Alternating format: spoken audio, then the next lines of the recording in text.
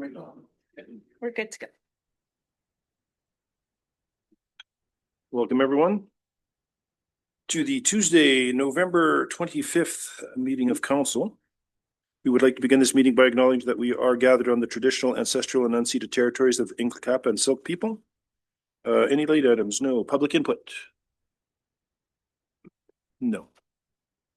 Nope, no public input. Thank you. Adoption of minutes. 4.1 regular council meeting minutes, October 28th, 2025. Recommendation that the minutes of the regular council meeting held on October 28th, 2025 be adopted. Councillor Baxter, Councillor Ogun. Any errors or omissions? All those in favor? Opposed? Carried. 4.2 special council meeting minutes, November 18th, 2025. Recommendation that the minutes of the special council meeting held on November 18th, 2025 be adopted. Councillor Baxter, Councillor Egan, any errors or omissions? All those in favor? Carried. Thank you. 5.1 appointment to Age Friendly and Accessibility Advisory Committee. This is coming from a decision to be released from the October 28th, 2025 regular closed meeting of council. Recommendation that council appoint Chris Kirk to the Age Friendly and Advisory Committee for a term ending November 30th, 2026, and that this resolution be publicly released. Councillor Baxter, pardon me? Oh, thank you. Yep, forget all that. Thank you, Chris. And actually, Chris took us on a little bit of a walk, and I got to push Councillor Baxter in a wheelchair and just about killed her. So we got to see some of the things that are wrong with people who are confined to wheelchairs. So I thank Chris for that afternoon and pointing that all out to us. General matters, delegations and recognition. 6.1 Battered Women's Support Services. This is to be presented virtual attendance by Shelby Johnson, campaign coordinator. Shelby, you're up. Alrighty, let's test again. Are you able to hear me? Yes, we are. And Beautiful. see you. Fabulous. Okay, then I will get into it. It's just a kind of speech presentation today, so no slides or anything that you need to pay attention to. Thank you for having me. I'm calling in from the unceded, unsurrendered territories of the Musqueam, Squamish, and Tsleil-Waututh nations here in Vancouver, and truly very appreciative to be here today to present to council, as November 25th is the International Day for the Elimination of Violence Against Women. This day is recognized around the world. A reminder that gender-based violence is not inevitable, not cultural, and not private. It is a preventable human rights violation. So to introduce BWSS now, we are, for over 45 years, one of the organizations in Metro Vancouver that has been on the front line of ending gender-based violence in BC. Last year, we responded to more than 52,000 calls for service. And while based in Metro Vancouver, we support communities across the province through training, data, and service coordination. We are here today because supporting survivors, preventing violence, and strengthening public safety is a responsibility I think we all share. And municipalities play a pivotal role. So, as previously mentioned, gender-based violence is not a private issue, as we've kind of treated it in the past for decades, really. It's a public safety crisis affecting every community. In Merritt, I imagine that every resident either has a direct experience with gender-based violence or knows someone who does, whether it's a family member, a friend, a coworker, classmate, neighbor, to name a few. While overall homicide rates in Canada have declined, the killings of women and girls, or femicides, have risen by 10% since 2024. This statistic counts only confirmed cases, not missing persons or deaths under suspicious circumstances. In BC, for context, that looks like 37 women and girls who have been killed since August of 2024. We also want to highlight that there is also a hidden financial cost to gender-based violence. Municipalities pay, on average, about $11,000 per affected resident per year. And that doesn't show up as a single budget line for a city.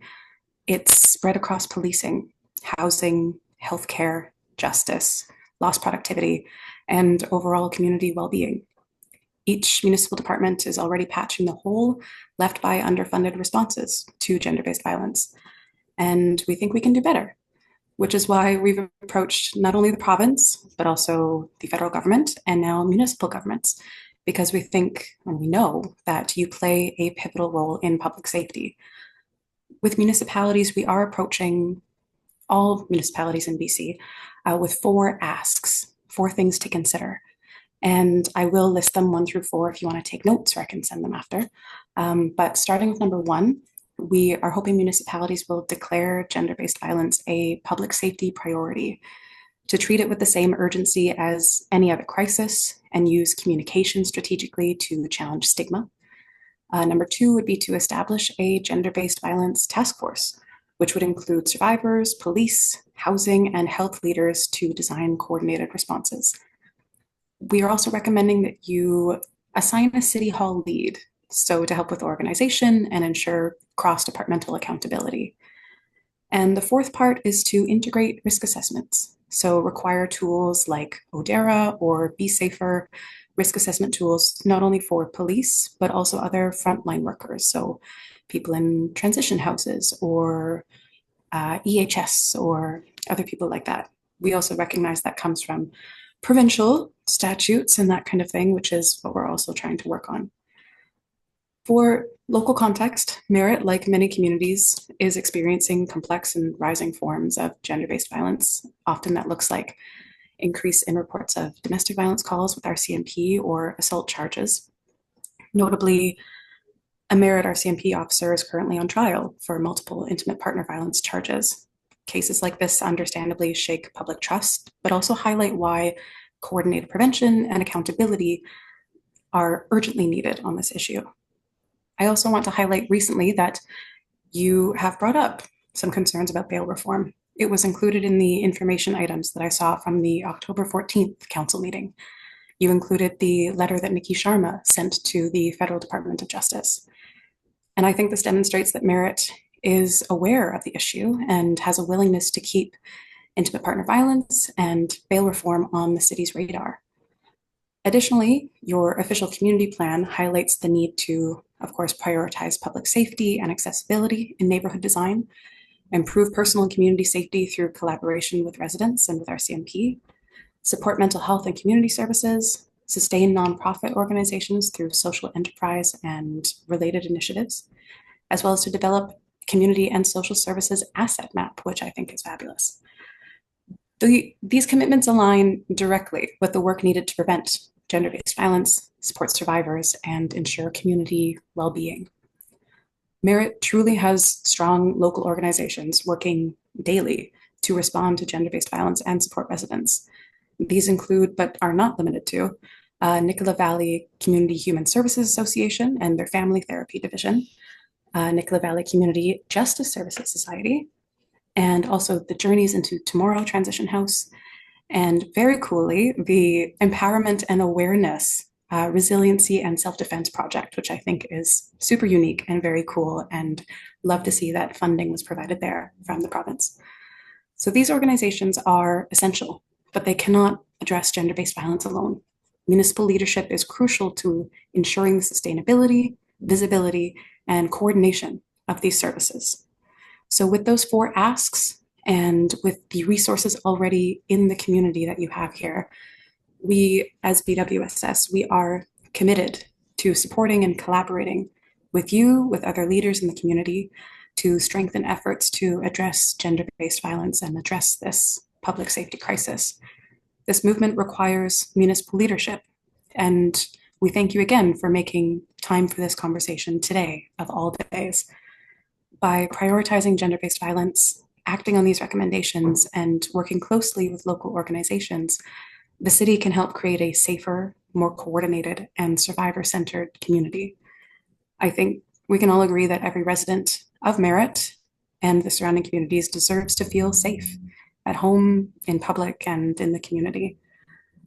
Together, I think we can lead by example, ensure survivors are met with compassion, dignity, and care. So with that, I will thank you again and say that we look forward to working alongside you if you choose to pursue this conversation and pursue these actions. But with that, of course, I will leave some time for questions if you have any to start. Thank you, Shelby. Appreciate it. Are you able to send Linda the 4 asks just so we can have those written down for us, if that's possible? Absolutely, yeah. I appreciate that. You mentioned the 52,000 calls. Is that just in the Lower Mainland or all of the province? All the province. Okay, thank you. I just wasn't sure. Council, any other questions on this? Councillor Egan. Yeah, thank you, Shelby. Nice presentation, and thank you for attending tonight. I just wanted to ask if you have any idea what the percentage of that 50,000 is in our area. Within Merit itself, I was actually trying to check the data and I wasn't sure. A lot of the calls that we do get are anonymous. We do have a crisis line that functions through the support of volunteers, and a lot of the calls are for information. People want to remain anonymous, but they have these questions. So while I can't say specifically how many calls are from Merit, I can say that it's a large chunk of those. I think what I was able to count was about 20% come from anonymous, undisclosed locations. Councillor Egan. Yeah, I'm just thinking like the topic says battered women's support services, but you're talking more about gender-based. So can you talk about how diverse the actual services cover, like percentage wise? For BWSS, like what we cover, or what are you thinking? Well, you said gender-based, so Yeah. explain that to me. So, gender based violence is more like the umbrella term for violence against women, girls, or gender diverse people. So, it's discrimination against people based off of their gender, based off of, it also includes the umbrella term of intimate partner violence, or what we used to call domestic violence. It's all quite similar. So, gender based violence is really the one term that encapsulates all those details. So, with battered women's support services, that the term itself I can recognize as a bit outdated, but it is one that we've been using for a long time. But gender-based violence as a concept is the discrimination, violence against women, girls, and gender diverse people, whatever form that takes. Thank you. Thank you. Shelby, quick question. Out of the 52,000, how many get sent to Crown for charges to be followed up on? Do you have any idea on that? Not many. I think it's I can't say specifically from our numbers of calls, but I do know the statistic that was used by Dr. Kim Stanton in her recent report was that about 94% of sexual assault cases, for example, go through to Crown. And of those, I think only 70% result in charges. And that's why, as a council, for the last 2 years, we've taken that to UBCM to Nikki Sharma to actually start talking about bail reform and getting Crown to be more aggressive on their charges. And hopefully we see some of that starting to happen. But we realize as a community council and a community and a province, we have a long way to go yet. So we're quite aware of that. We'll continue to push for that as we move along until we actually feel comfortable that the bail reform is actually happening. Agreed, yes. And that's another piece that we're pushing for the province as well, is to try to actually have courts and Crown Council and judges ideally as well do risk assessments. So not only police officers who respond initially to the call, but also as people go through the justice system to keep having risk assessments and watch those levels of lethality and watch those levels of violence and keep better tabs on it and more accountability, ideally. So is BWSS able to request how many actually go to trial? How many actually are convicted out of the 52,000? Are you able to make that request to the province? I could see, yeah, like I could get you guys some more data there and find some exact references for you so that you can get some up-to-date information. I think that would kind of help us when we start talking to ministers, if we have those numbers that we can rely on. I mean, we understand the 52,000, but if there's a clear disconnect where the fact that we've got 52,000 and only 20% are actually hitting courts, there's an issue there that needs to be addressed, and we need to know why that's happening. So if we could get that kind of numbers, I'd appreciate it. Couldn't agree more. I like it. Okay, thank you. Thank you. Council, any other questions?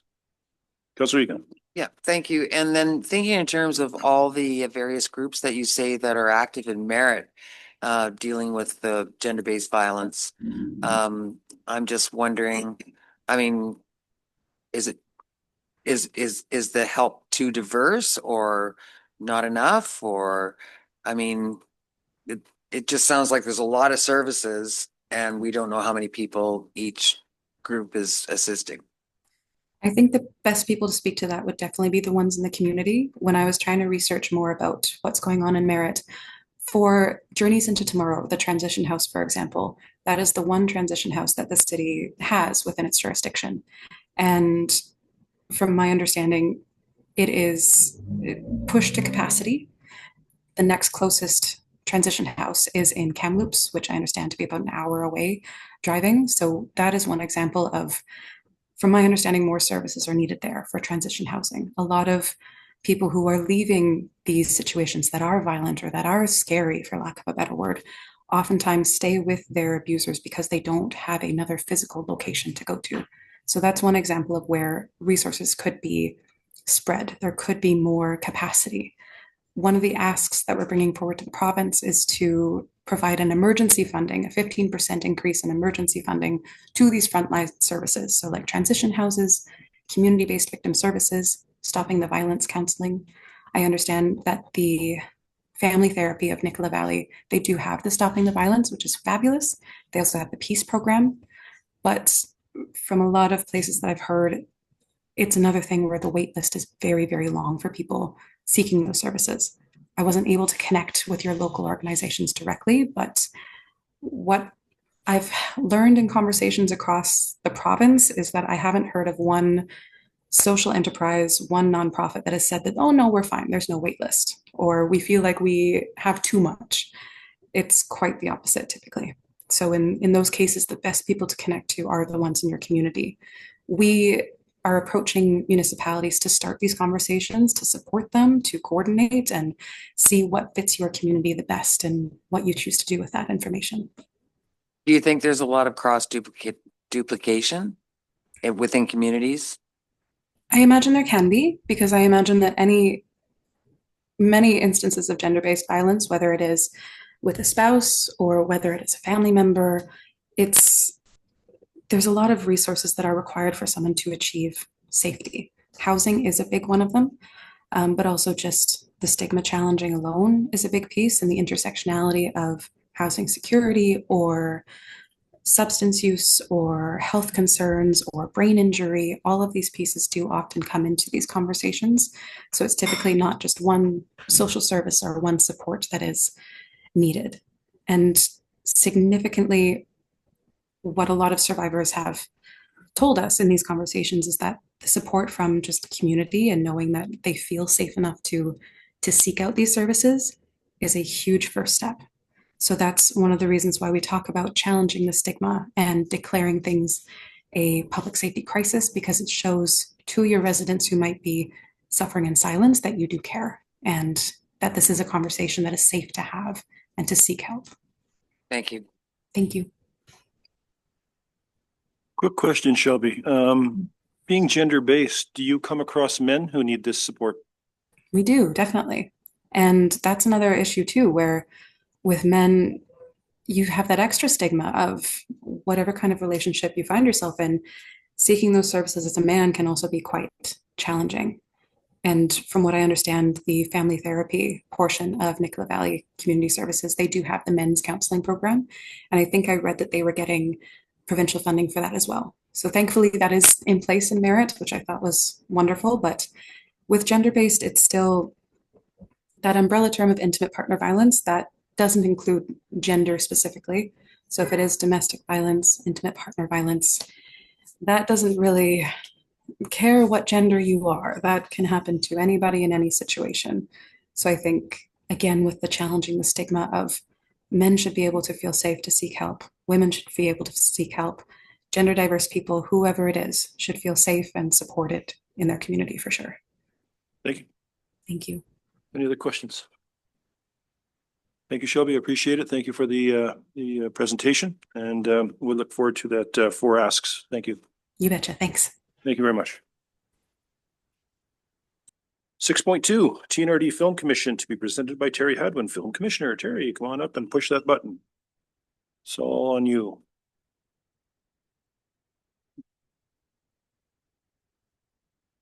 You are live. Thank you. Good for go. Okay, I do have a PowerPoint. I can wait 2.2 seconds for us to pull it up. Thank you, everybody, for having me here today. I'm Terry Hadwin, and I'm the Thompson-Nicola Film Commissioner. Been in my position for about 3 years now. Part of our strategic plan was brought forward. People that were engaging in that plan had asked that I go to the various municipalities and make presentations at least once every 4 years so that the rest of council, as well as staff and residents, whoever wants to engage, can be aware of what the services that we offer are. So that's why I'm here today. This is our mission statement, which I'm not going to read out loud, but the reason why we exist is to entice film productions into the region to spend their dollars to stimulate economic development and to also facilitate film development growth from within.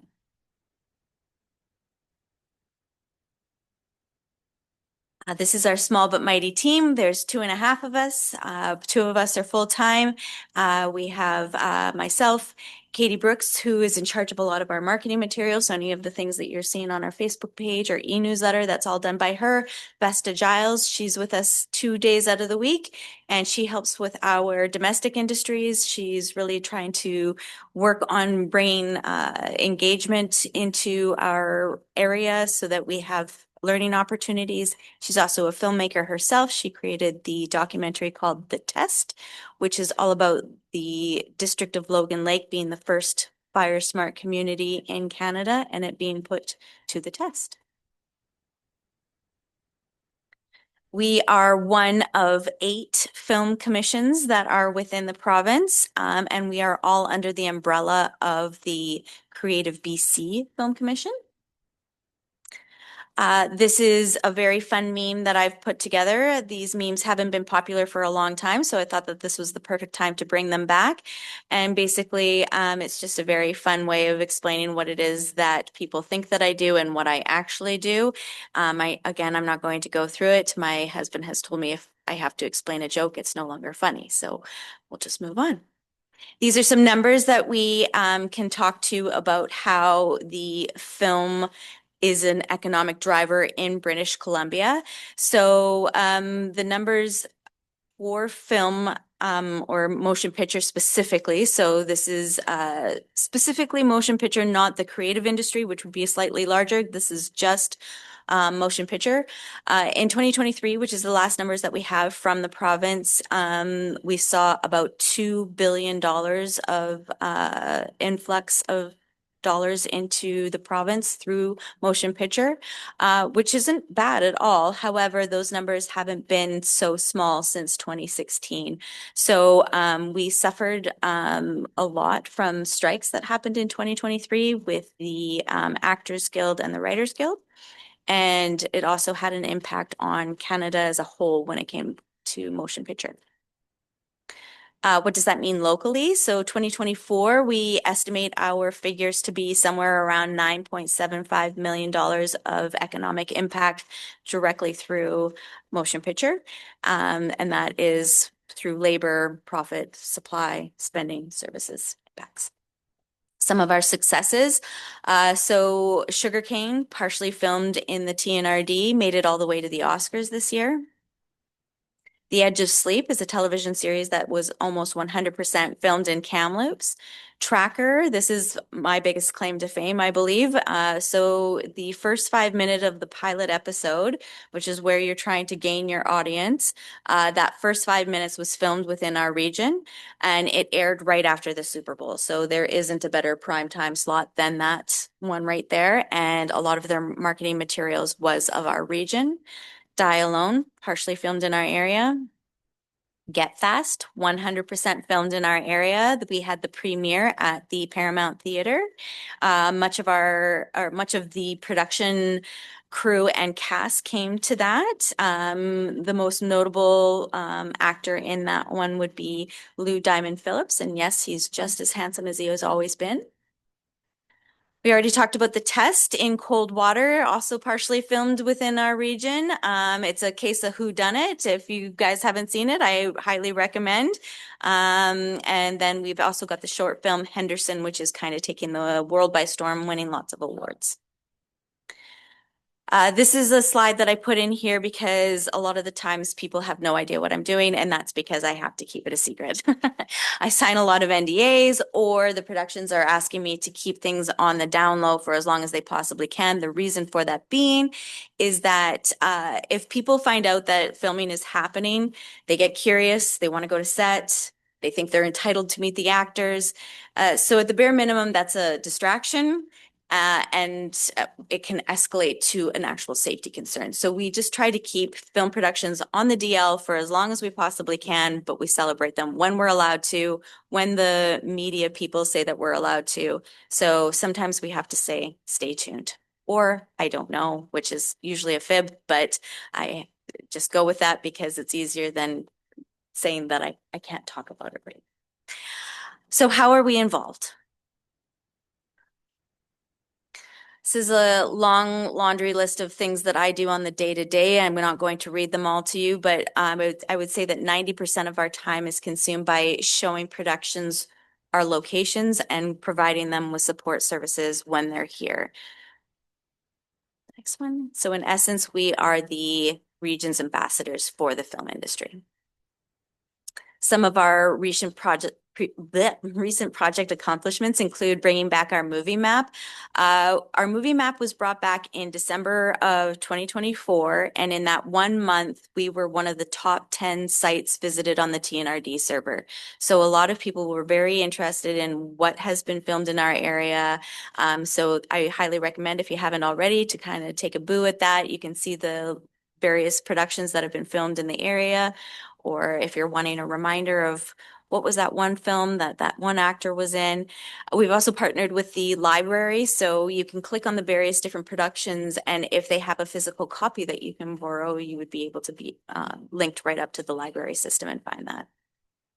We've done our strategic plan, which covers 3 years, which is guiding our efforts over the next 2 years.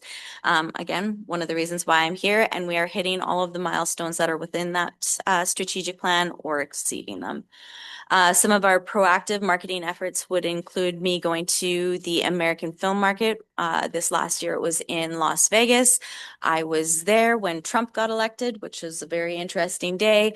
Our dollar hit a low, and BC announced that they were increasing the tax credits. I was the only Canadian location at that event, so I was a very popular table. People definitely wanted to come and talk to me because every third day that they would film in our region would basically be free for them with the dollar at the rate that it was at. For the last 3 years in a row, we have been voted as one of the top places to live and work as a filmmaker, and that's kind of a big deal. Some of our efforts to provide learning opportunities. We have a 2-day seminar where we partner with the Kamloops Film Society, and we bring in pretty big players so that people that are wanting to engage and get involved in the film industry, they don't feel like they need to travel all the way to Vancouver or Whistler or Banff. We're giving them the learning opportunities here. And every third Sunday, I moderate a film industry networking event where we bring in a guest speaker so that we're not just sitting around and gossiping. We're actually learning something about what's happening in the film industry. This, for example, would be Story Hive, which is a funder that provides opportunities to emerging filmmakers to tell their stories. Some of our other ongoing things. So we recently took advantage of a grant to purchase e-generators. This is them on their maiden voyage. They were used for a Netflix production this last February. That production actually is coming out on December 3rd. It's called My Secret Santa. So if you have Netflix, I recommend you tune in.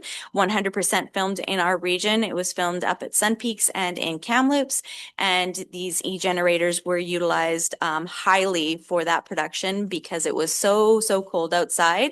This provided energy to their camera gear, to their lights, so that they didn't have to have towards running from their diesel generators that were outside all the way inside. These have no emissions and they're whisper quiet, so they could actually be used right inside of the hotel. We're always looking for investors in motion picture studio. I think that that would really move film industry forward if we could have a motion picture studio within our region. And just this last year, we brought back our familiarization tours where we toured production crew. So whether they be location managers or producers, directors, we toured them around the western side of our region. Next year, we'll be doing the eastern portion. This is my last slide, I promise. I'm right there. I'm on the cusp. And this is where you can find more information about the Thompson Nicola Film Commission. We have our website, social media platforms, and you can subscribe to our e-newsletter. We only send an e-newsletter out once a month. I didn't even pause for a breath. I had a lot to share with you. Thank you for the presentation. Quick question, tariffs, have you come into issues with those? So far, no issues. I think that maybe there might have been a few productions that have maybe put a pause button, but without any real announcement of how it's going to roll out, we're just moving forward as status quo until something comes out of how they intend to roll those tariffs out. Council, any questions? Council Petrosi? Yeah, thanks for the presentation. My wife and I, we just watched that Jurassic World Dominion that was filmed here, and incredible to see some of the sights. And the one bridge that was taken out, the train bridge that was taken out by the 2021 flood, to actually see that in the film is just incredible feeling to know that we actually have walked it many times and it's no longer there, but it's actually on film. It's got a To legacy. see that, yeah, it's incredible. So thank you. Yeah, thank you. Council Rogan? Thank you. So many municipalities wants to stay film friendly. So what are the most common challenges that you guys as a commission face while dealing with different municipalities? I would say that I think that there's opportunities. One of them being that you have a film procedure and permits in place. I am working with your staff currently to try to give some helpful tools on how to maybe establish something concrete here in Merritt, so that when a production comes to you and says, I want to film here, you're already prepared with the appropriate questions. And that also gives you guidelines on step by step what happens next. Where should they be notifying neighbors of productions happening? What questions should you be asking? For example, are there going to be firearms that might scare some people? Maybe we need to talk to everybody and let them be aware that this is make believe and these are just here for show. Notifying the police, all of the fire department, anybody who needs to be notified is properly notified. When municipalities have those documents in place already, it definitely helps things run much more smoothly. Any other questions?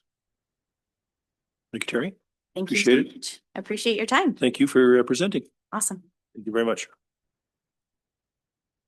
6.3 Chamber of Commerce, to be presented by, and I'm going to apologize for this right now, Acacia Pangilian, Executive Director, and Devin Jollymore, Board Chair. So you can tell me how to say your name once you get up here. I'll get you to push that little button and you're good to go. Thank you. Welcome. Well, good evening, Mayor, council members. Just in a little bit of quick introduction, my name is Devin Jollymore. For those of you that don't know me, I own property guys here in town. And I'm also the chair of the Merritt District Chamber of Commerce. And I'm here on behalf of the Commerce, of course, which consists of myself. We've also got Junaid, who's with the Florentine, and Max, who's with Q101. I'm Acacia Pangilinan, so you were close. I'm the executive director for both the Kamloops District Chamber of Commerce and the Merritt District Chamber of Commerce. And thank you very much for having us. It's great to be here. Sorry, I took a second bottle of water. It's really hard to keep a cough down in a quiet room. So, but yeah, really, really happy to be here today. Thank you. So yeah, we're just here to give you guys an update, kind of what's going on with the Chamber of Commerce. And more importantly, just open the door for more collaboration between the city and the chamber. So in the past, it really hasn't been that easy. We've had some challenges over the last couple of years with a small board, and all of the pressures that come with that on a volunteer board. We've even had to have some tough discussions on, whether the chamber can even continue to operate. But the chamber has got some pretty dedicated members, and we took it upon ourselves. We feel it's very important that Merritt continues to have a voice. So that kind of brings me into what we've decided to do. So we were just committed to make sure that we have a strong voice. And about earlier this year, we did a strategic planning session. We had that done through Debbie McLeland, and she's a chamber consultant. And through that, we discovered that we needed to have sustainability. We needed to have consistency. We needed to have support. That was pretty obvious. And we also needed a structure that didn't rely solely on just the volunteers on the board.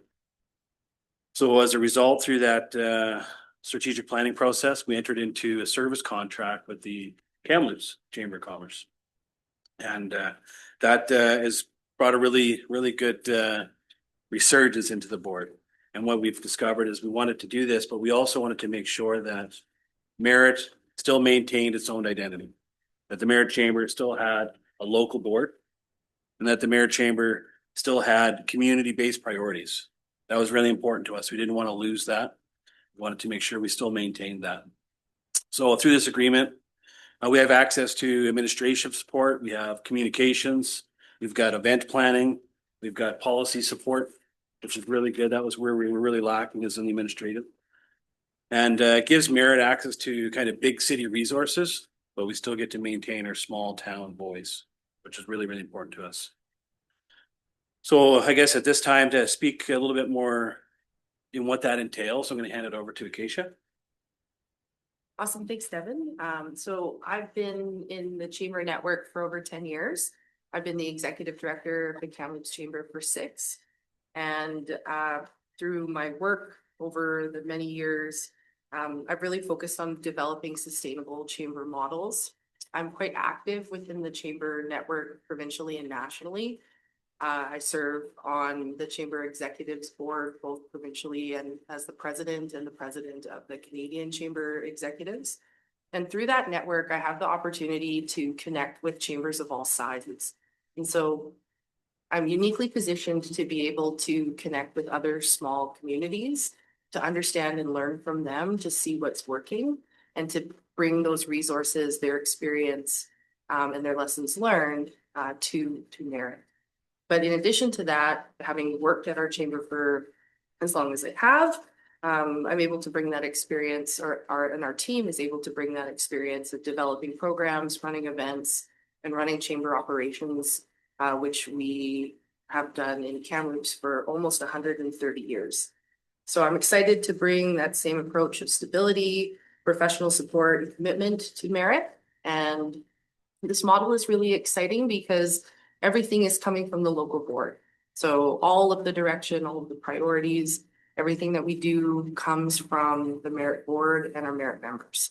So we're really here to work on behalf of Merritt, and make sure that there's a strong, consistent voice while keeping Merritt's identity and priorities top of mind. Yeah, thank you. And I guess in addition to that too, one thing that's been really, I guess, encouraging through this partnership has been, we're able to tap into member benefits and resources that we never would have been able to as a small chamber. So that's been really exciting. And, through this sustainability, the board is eager to work more closely with the city because we have a lot of shared priorities, and some of those are business retention and attraction. We want to grow Merritt's economy through events and collaboration with you guys, strengthening tourism and community vibrancy, ensuring local business has a clearer voice.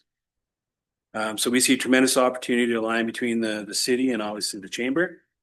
And that starts tonight. That's what this conversation is all about, just to let you guys know what we're up to and obviously welcome that collaboration.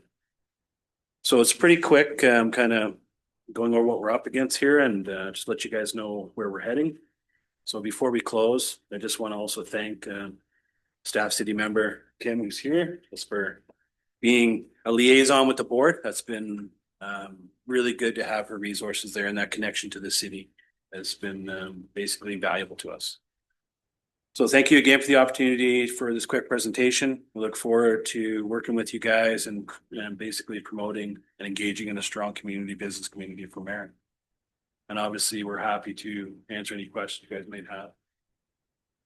Thank you, David. Quick question for me. How many members do you have actually now?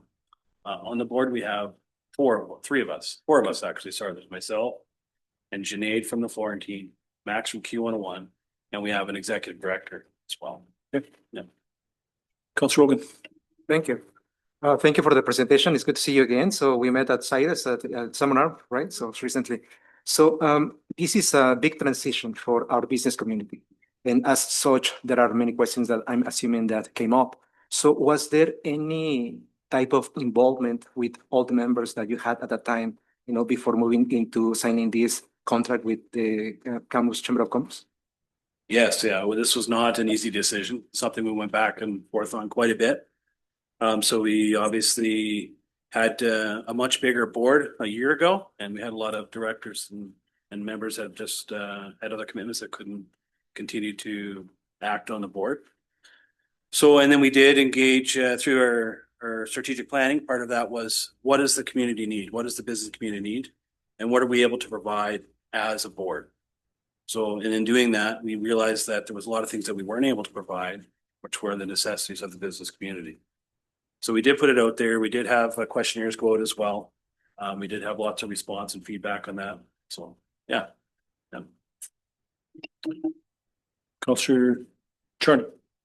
Since you've signed on with Kamloops as a service contract, have you had any more businesses in town join the chamber? We have. So we've engaged the neighborhood welcome program.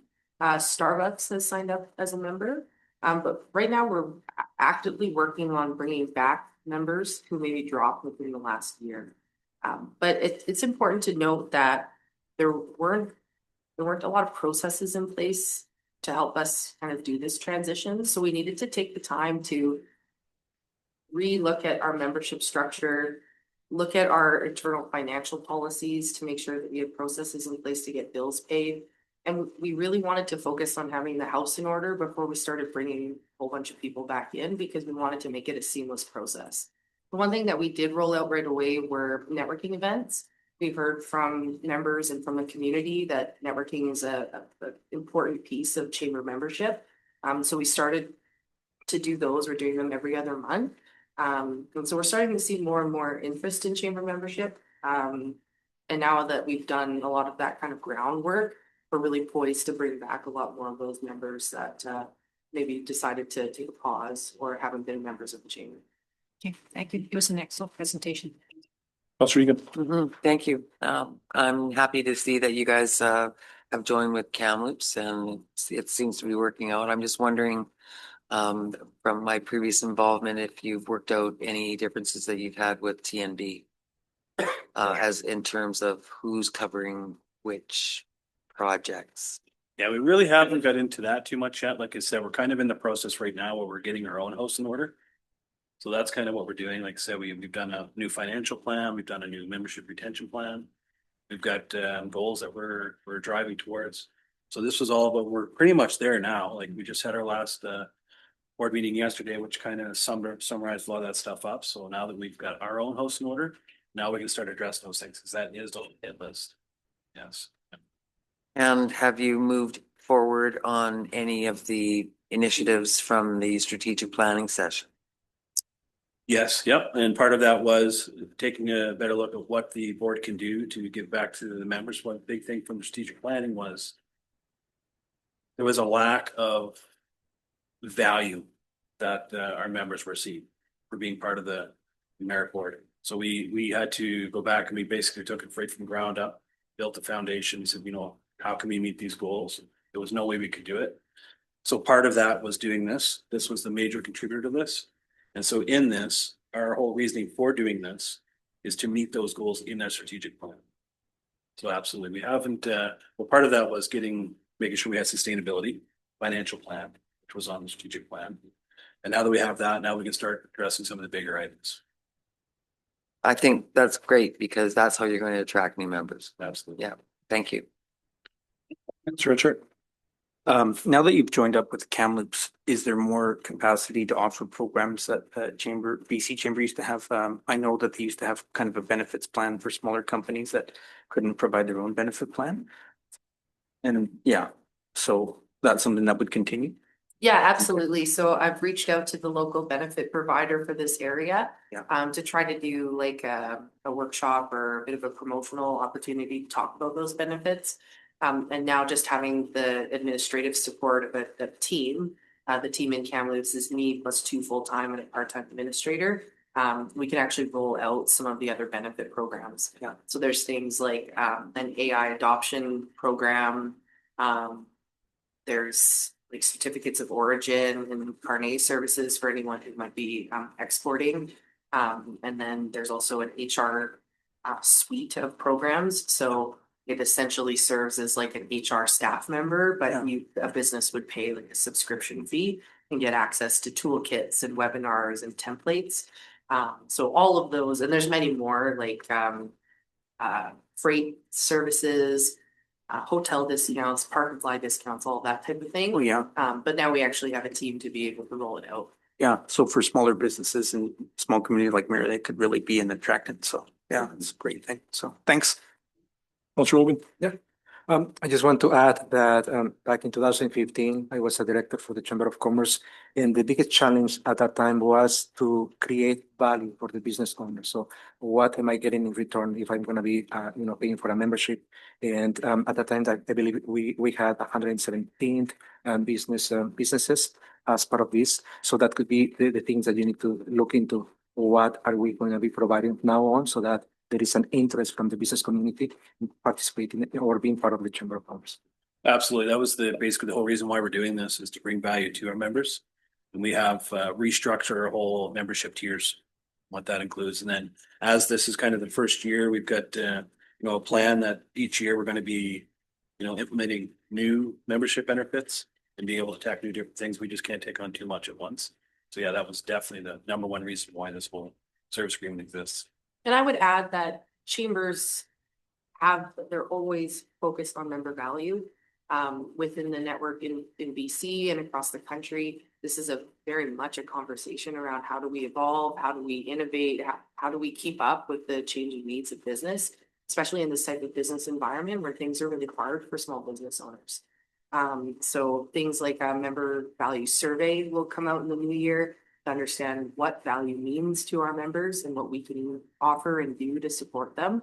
And I would also like to add that across the country, we are seeing this type of agreement roll out in many different communities. There's now a Southeast Alberta Chamber of Commerce, which makes up 5 different communities, including Olds and Medicine Hat and the smaller communities around them. They went a totally different route with a merger, but Chilliwack just launched a very similar partnership with Harrison Agassi. Burnaby and New West are considering this. South Surrey and White Rock have also, South Surrey, White Rock and the Surrey Board of Trade have just partnered up as well. And we're also seeing it in Ontario. So I think in the chamber movement, we're really looking for collaboration and partnership with regional neighbors, because it's hard for organizations like ours, especially in smaller communities, to maintain that sustainability. And so trying to partner and find ways to alleviate some of the administrative burden is really what we're seeing across the whole country. Councilor Petrosi. Thank you very much for the presentation. So what other communities have partnered with Kamloops? So we're piloting Merritt first. Oh, okay. Yeah, Okay. we Merritt actually reached out to the Kamloops Chamber, and like we do work closely with Barrier. We've had initial conversations with Chase, but this has to come from the community. It can't be Kamloops coming in anywhere. That's not our approach. That's not how we like to do things. Merritt came to our chamber and wanted to find a pathway forward. And so we thought, let's pilot this and see if we can make it work really well. Do it for a year, and then, go back to the table and see if it's still working for both parties. And once we have a proof of concept, then I think that might be something that we can share with the other communities, but we also don't want to grow it too quickly too soon. We'd like to see success first before we start growing that type of program. Right. Yeah. I think it will be successful. Yeah. Thank you. Any other questions, council? Thank you very much. Appreciate you coming down and walking us through this, and we hope to see it all work out well, because we need a strong chamber. It's always good to have in your community, so appreciate it. Thank you so much. Thank you.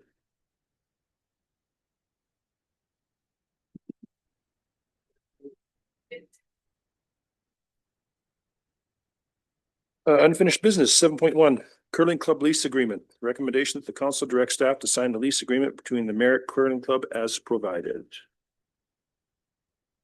Councilor Petrosi, Councilor Etchart, any questions? For some strange reason, I thought Paul was going to ask a question. Anyway, any questions on it? All those in favor? Opposed? Carried. Thank you. Bylaws 8.1, City of Merritt zoning amendment bylaw number 24102025. Recommendation that the zoning amendment bylaw number 24102025 be adopted.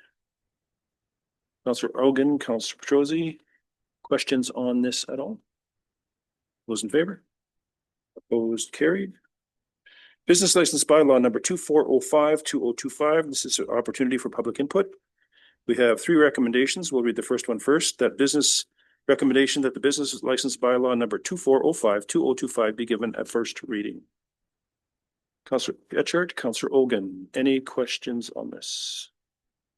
Anything from the public? Those in favor?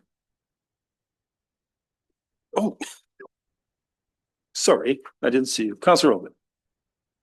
Business license by law, correct? Yeah, 8.2. Okay, so I have so many concerns.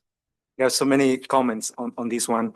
So we are talking about some increases, and we're not talking about a 10-20% increases. We are talking about big increases here. So I just want to have an understanding what's the rationale behind all these increases, and what is the goal? What are we supposed to get to?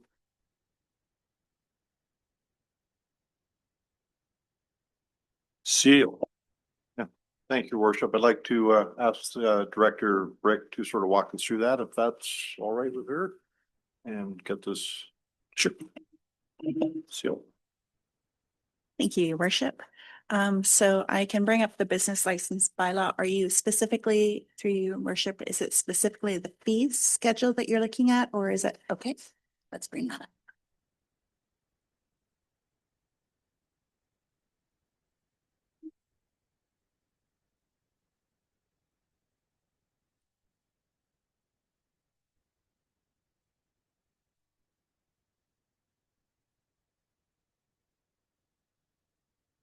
So on the screen, you'll see the business license fees and charges for 2026. So what we're proposing to do is to remove all of the fees from the business license bylaw and place them into the fees and charges bylaw. And then they will be in the same place as all of our other fees and charges. As we're going through here, we're removing everything from 2025. 2026, the application fee would remain the same as it is this year for a regular business. For a retail cannabis store application fee, next year it would remain $650, and then it would go up to $1,000 in 2027, 2028. That's in line with other communities. This is a business that has an impact on communities, so raising the rate gives a little bit more pause to bringing this sort of business into the community. The building inspector inspection fee is in 2025. It remains the same in 2027 and 2026. In 2026, it remains the same as it is in 2025 at $50 for the inspection fee. In 2027, we are proposing to raise it. Yes, that is a significant difference. This is in line with the inspection fees for other inspections. So when you bring a building inspector in to inspect for a home, they're paying $157 for that. So if they're inspecting a business, we're bringing that up into the same cost as it would be for other people in the community to receive the service. Similarly, for the fire prevention officer inspection fee, we're bringing that in line with what the cost would be is currently in other services that we're providing. And then we're doing that kind of going down through all the inspections. We're just bringing those in line with the other inspection fees. For the business license fee for the annual business license, we are proposing to leave that the same at $150. For farmers markets, the price is $150 currently. We are looking to raise that in the future. That was something that was proposed in the past. If you're not comfortable with that, all of these fees you can change. It's all out there. The short-term business license is staying the same. The 6 months business license, there is no proposed changes to that. And for the fee to transfer a business license to a new person or changes to a business license in 2026, we're proposing to leave it at $25. In 2027 and 2028, we're looking to raise it. Yes, it is a double. The cost, that is reflective of the cost for the behind the scenes work to actually do this. So we're just looking to raise it in the future to bring it more in line with what the actual costs are. Councillor Bishop. I just had a similar comment as Councillor Hogan about the fees because the building inspection going from 50 tripling just seems a lot. I mean, I understand it's in line with one, but could we graduate it slower, 50 to 100? Just it may be in line with the others, but it just a huge increase all at once. If Thanks. you'd like, if your worship, if we'd like to change it, this is up to you. This is in front of you and changes can be made to it. Would council like to discuss this here or have it go back to policy? I think policy already had a good conversation about it and brought it here and wanted us to decide here. Okay. Oh, that's right. Yeah. Okay, that's great. Councillor Hogan. Okay, so just to understand the situation, let's talk about the current fees and also 2026 fees because there is no change, right? So are we cost recovery at these fees right now, or we want to increase because we are not really recovering what it's spent here? So where are we at on that? I would like to have a good understanding where we are in a good rationale. We are increasing because of this reason. Any information provided would be great. Okay. So we are looking to bring this more into line with cost recovery. We're not necessarily cost recovering all the expenses for this service. So we are trying to do that gradually by not doing it this year or in 2026. So we're looking to bring that forward in the future rather than doing it right away. And in my mind, I prefer to have something mapped out like gradually from 2026, but a small increase instead of having that jump from 26 to 27. That's the biggest jump. So I personally would like to see, small increases, not these big jumps. Councillor Baxter. I'm with Councillor Oakman. I think that we should actually increase 2026 so that way 2027 isn't such a hard hit for businesses. I know it's going up, but if we're going to cost recover and not cost the taxpayers, I think if we just jump it halfway and then jump the other halfway in 2027, I think taxpayers would appreciate that more. Would council be okay with the situation of $50 in 2026, $50 in 2027, and $50 in 2028? Well, $50 for the next 3 years. Increases, yes. $50 every year. I'm having a hard time. I'm going to be honest with you. I'm going to have a hard time with the farmers market going up. 300. That's a little much all of a sudden. So for myself, I would like to see maybe a $50 increase every year and you got to remember, we're now making decisions for a council that may be coming in 2027, 2028. We may not be sitting in these chairs. Somebody else may. So they could change this if they so choose. But I'm just finding the increase a little fast, a little high. And I would say a $50 increase each year probably would be more were counseled, but we've had some pretty high increases over the last 2 years. Let's be honest here, we have. And to continue to keep moving along this track, I think is becoming a bit difficult. So I'm not really too keen on moving in this direction at this point in time, but that's just me. Councillor Egan. The only thing I wanted to add at this time is that it says there's an application fee of $50 for a regular business license, and then there's an annual business license. So are you getting hit for the 50, or is that just a first time? That's the fee? first time Okay, application. thanks. Councillor Baxter again. The retail cannabis stores, I can understand that $1,000 fee because I do not want to have a cannabis store every single corner if it's cheaper than going to Kamloops. That's totally your call So as a like councillor. the cannabis store, I think we should just keep it as it is going up.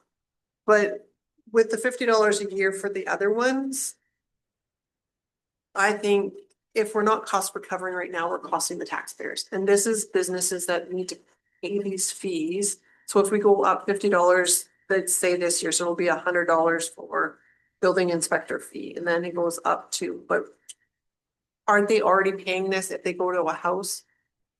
So they're already paying the $157.50 if you're inspecting a house. So that should be the same for a business. If you're already paying for somebody to come in, it should actually just be the same as somebody coming in to check your house out. Councillor Charney. I can see trying to align businesses with houses, but if we find this unpalatable, I'll just take the building inspector fee for 2026. You could bump it up to 80, 2027, 120, and up to 170 in 2028. So that's gradual increases over the years instead of such big jumps. I think that maybe our business community might find that a little more acceptable. So in the long run, you're getting to your same goal in 2028. You're just doing it incrementally different. And so next year you would have an increase, and then each year another increase. Councillor Rogan. I'm thinking more in the line of percentages increases. So if we analyze the 50% recommended by mayor, it would be approximately 45% increase. So if we stick to 25% increase, I think that is reasonable. So knowing that eventually we will get to the point that it's going to be covering, the fees that they're supposed to cover. So I would be more in agreement with a 25% increase for those fees. Thank you. Councillor Baxter. I think we should go line by line and say which ones, because some of them are reasonable going up in price and some of them aren't. So it should be like, no, let's stick with that schedule. Because some of them are just different. Like if people are spending that money already on fire prevention officer to come or building inspector to come to their house, it should be the same for the business because they're getting the same service. Would council like to go through line by line? Or would we move, Councillor Chart. I think doing a smaller percentage would be more helpful. Yes, businesses, I agree, are paying, and taking up time, but also they're also paying a different business tax rate than the homes. Like they have a different mill rate. So, and they pay their commercial utilities more often than we pay in residential. So I don't know. If it's slightly cheaper in one way, you're having an increase in another. So anyway, just a thought. CEO. Yes, thank you, Worship. I'm not trying to be argumentative or anything, but the business license fees themselves don't show tremendous increase, I guess, over the period. The fee for services are the ones that are going up quite a bit more, so triple.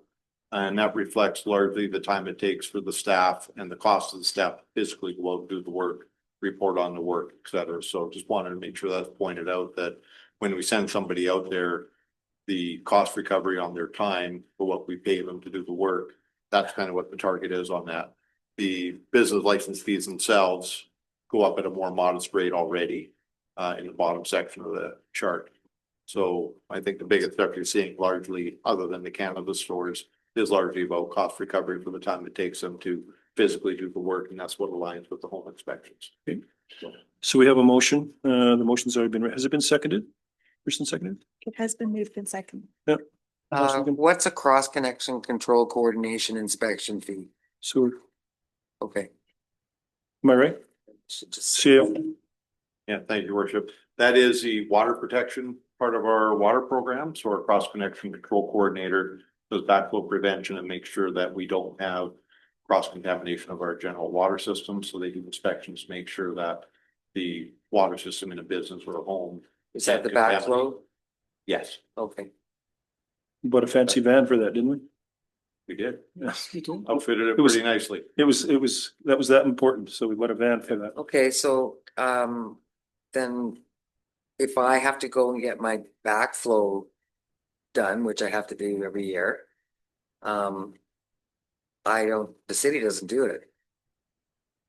No, but when there's an inspection related to the cross connection potential, that's what they're doing. They're making sure that your water system is not jeopardizing the main water system, which is the whole point of a business license inspection, fire, cross connection, and building inspector to make sure each of those things are set up correctly. We don't have any deficiencies that are either going to hurt people, cause fires, or cause contamination of the water system.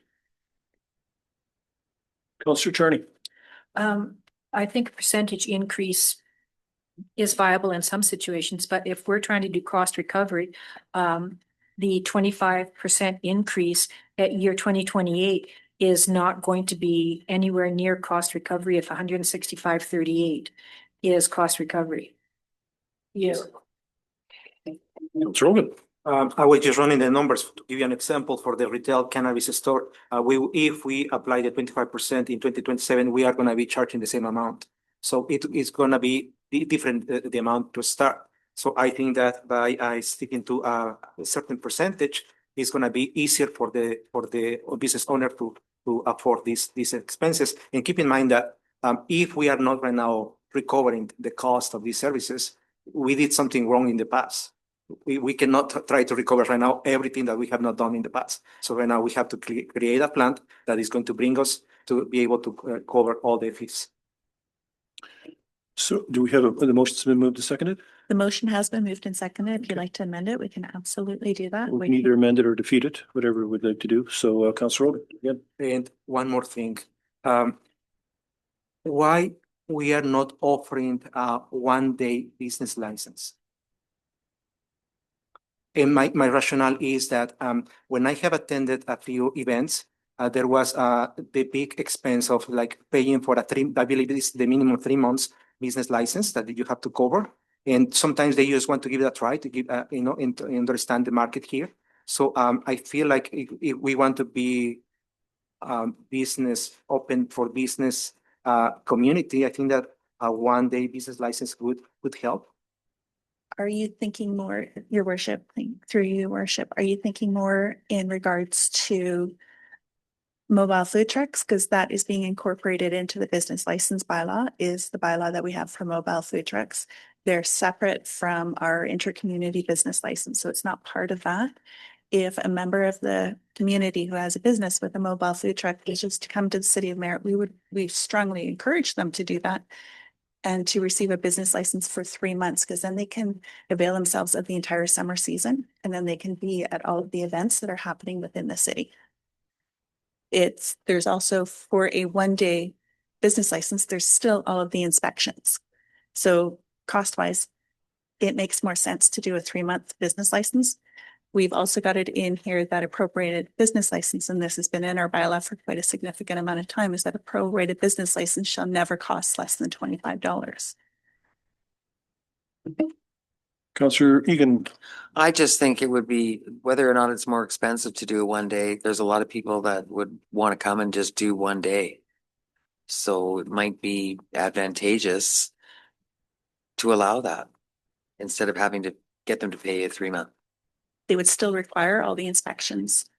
That's right. So it would still be, yeah. And you're saying it would be as much as what a 3-month license would be? It would be $25 is the minimum. I don't see what the problem is then. Counselor Richard. What's that 3 months right now? 50? 50. Yeah, I mean, I'm not so much stuck on the price of the 50 because it takes a little bit of effort to put some of these things together, but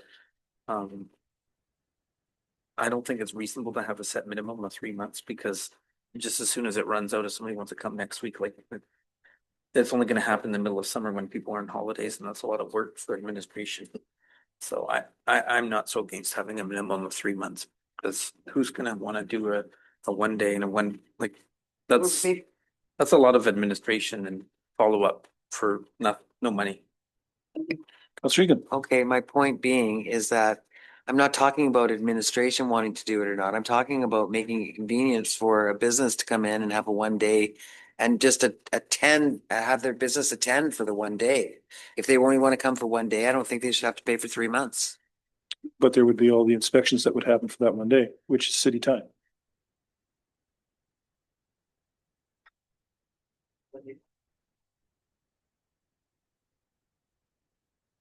One of the reasons that we kind of, at one point in time, we kind of had a 1 day business license, but I think a long time ago when we stopped it because the yard sales were starting to get out of control with that. We do have yard sales are included in here in our business license bylaw. They're addressed in there. So it is 4 times a year that you can have a yard sale.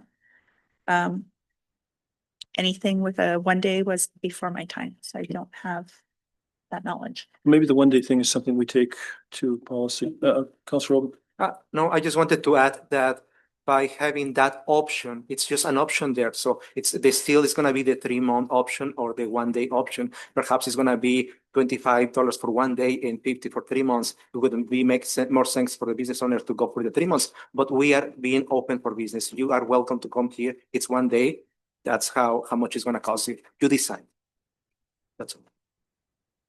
So we do have a motion on the floor. Does anybody like to amend the motion? Or do you want to defeat the motion? I can simply just call the question and we can see where we go from there. We still have 2 more to go after this. Councilor This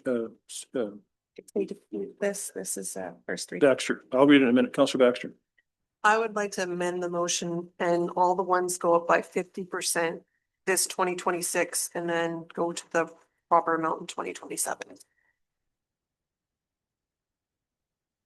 So we have an amendment. Do I have a seconder?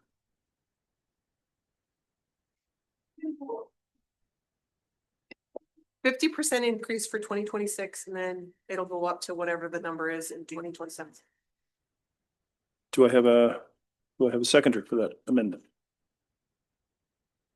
No seconder. It is dead. Sorry, no amendment for you. So it brings us back to the recommendation that the business license bylaw number 2405-2025 be given a first reading. We do have a mover and a seconder. I will call the question. All those in favor? Opposed?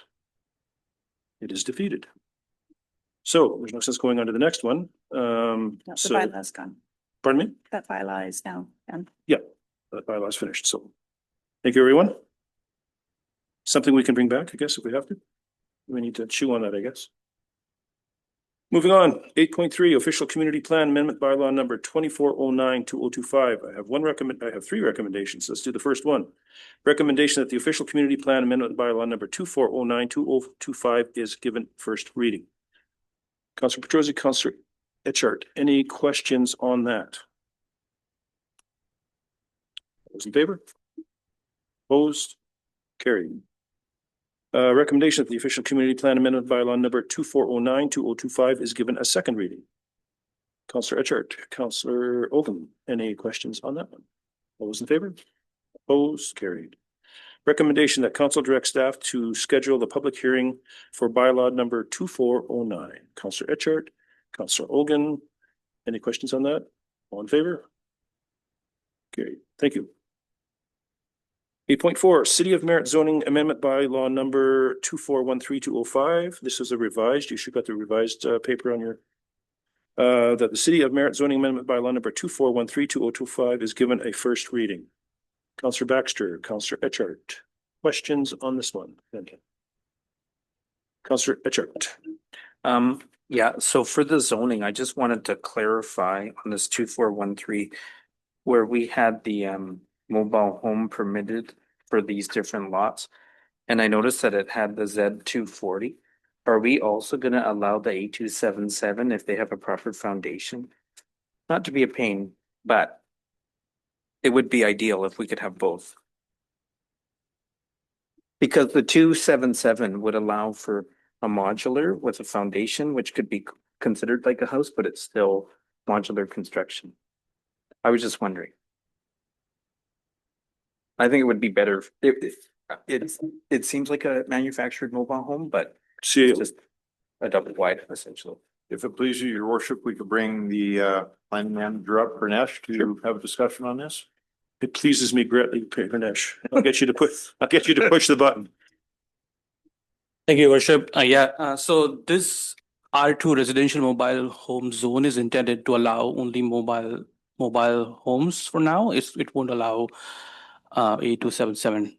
And the intention is to have a zone ready in the zoning bylaw. Right now, there is no physical property attached with the zone. So if you see the map, there will be no zone as an R2, but we do have a regulation. And once we determine we have a physical land available, then we can assign this R2 zone to that property through a rezoning process. So right now we are just identifying the regulations, and the intent is to allow mobile home zones, the mobile homes which are owned by the city right now, and those mobile homes are considered for this new residential mobile home zones. But right now on these lots that we have on Houston and Douglas and whatnot, those ones, are they gonna be in the R1 only allowing either a house or a mobile? So for those properties, we have came up with a special regulation. So right now, those are non-compliant with the zoning bylaw. So this special regulations will bring them into the compliance. In future, if someone wants to get rid of those mobile homes and build like a single family housing, they can still allow, that is still allowable under urban zoning. Yeah. Well, I guess the only reason why I'm asking is because you can buy a 16-foot wide, a 14-foot wide, and sometimes people want the 24-foot wide, which is normally the A277. So maybe they want the convenience of the manufactured home, but they don't want the single wide, they want the double wide, which is typically an A277. So I mean, just in the vein of costs for construction, sometimes people like to go that option because it's economical. So anyway. Yeah, I think, Dawn, I can ask our consultants to provide some clarification about that. I mean, if you want. Not trying to be. But yeah, for those properties on Houston Street and Telemann Place, Yeah. the intention is to bring the existing mobile homes into compliance with the zoning bylaw. Okay. The intention is, and then the other single family duplex, triplex still will be allowed as per the zoning regulations. Okay. You need any more information on that, or are you good? I think it's okay. Thank you. And I just want to, sorry, Worship, I just want to clarify the revised version. So the two tables that are added, that are indicated in the tables 744 and 7.4.5. So those two will have been revised. So we have revised the parcel depth and parcel width for the mobile homes. That is the same version of the bylaw that we presented in the committee of the whole meeting in mid-October. So that's the correction that we did today. Thank you. And one more thing, we are in the OCP, we have also introduced R2 zone in our calculations. So table 3 gross density table and table 4, those table also have R2 zone. So that's why now with this new zoning amendment bylaw, the OCP and zoning bylaw will be consistent. So that is also we have added in the OCP as well. So You're okay with that, Councilor Richard? Yeah, I mean, a person could always look for a zoning amendment too, right? Yep, that's true. Yeah. Thank you, Okay. Pranesh. I appreciate that. So we do have a motion. I do have a mover and seconder, yes? Any other questions? All those in favor? Opposed, carried. Recommendation that the City of Merritt zoning amendment bylaw number 2413-2025 is given a second reading. Councilor Petrosi, Councilor Ogun, any other questions? All those in favor? Opposed, carried. Recommendation that council direct staff to schedule a public hearing bylaw 2413. Councilor Ogun, Councilor, anybody else? Baxter, all those in favor? Opposed, carried. Thank you. Thank you, Pranesh. 8.5, City of Merritt Waterworks Waterworks bylaw number 2412-2025. We have three recommendations. Recommendation that the City of Merritt Waterworks bylaw number 2412-2025 be given a first reading. Councillor Petrosi, Councillor Charney, Councillor Oben. For this, I would like to request staff to provide a quick overview.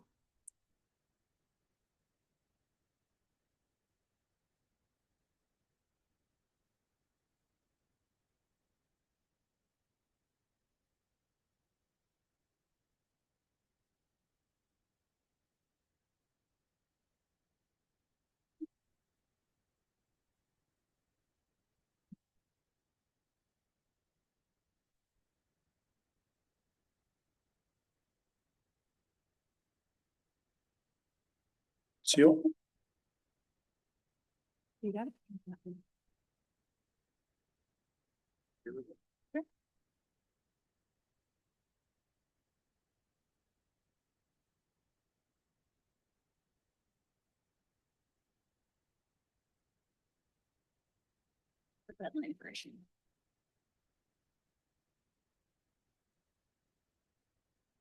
Thank you for your patience here, Your Worship. I am just bringing up the red line version of the bylaw. So we have done a little bit of cleanup in here in regards to the titles. So Director of Public Works has just been changed to a director to clean that up, as the title sometimes changes, as we've noted throughout the years. Director of Finance and Human Resources, we've just made that as the Chief Financial Officer, because that is one title that is not going to change going forward, because that is a legislated title. We've added the fees and charges in here just to make it very clear as to which bylaw it is. Some of the larger changes in this bylaw, so there's a lot of housekeeping in here, but there's also some larger changes. We are changing the meters. The city is in the middle of a process of installing water meters. In all of our properties across the city, one of the big changes here is for mobile home parks. So we've added definitions for mobile home parks. We are looking to have mobile home parks at the property line install a water meter at their pit so that the entire property of a mobile home park is being counted for their water usage. Because right now, if it goes from the city main through to the individual mobile home, then the irrigation system in that mobile home park is not being captured.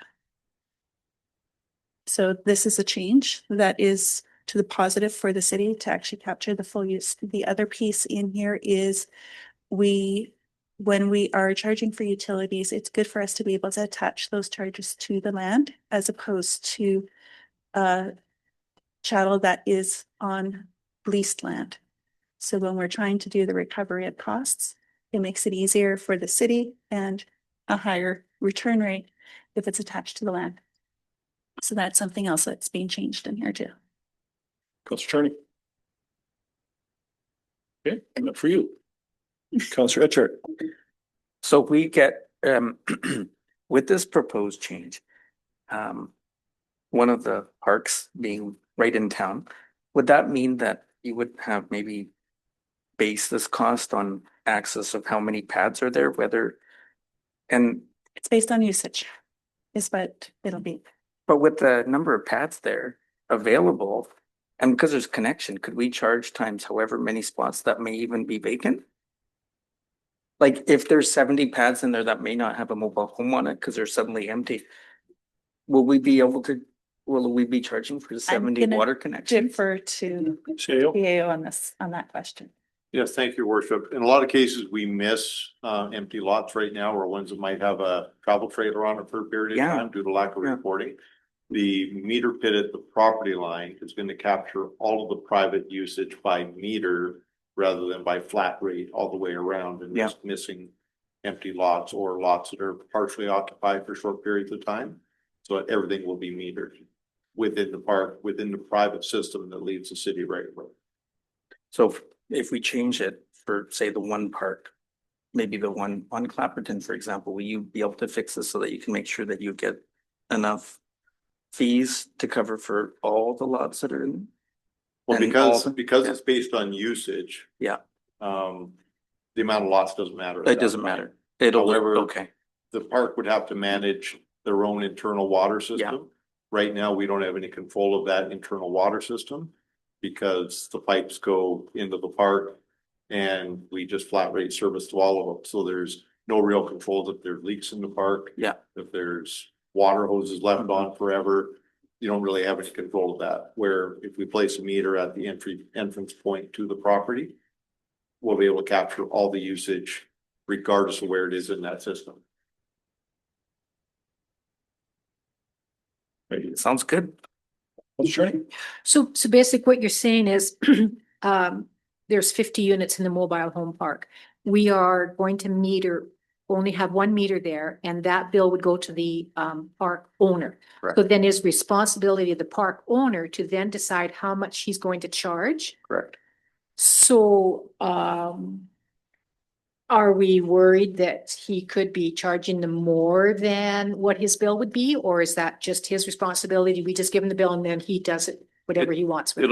It'll be the park owner's responsibility, and that's going to impact the rentability of his lots depending on how he charges utilities. You'll run into the same thing for sewer. We're going to run into the same thing for garbage collection.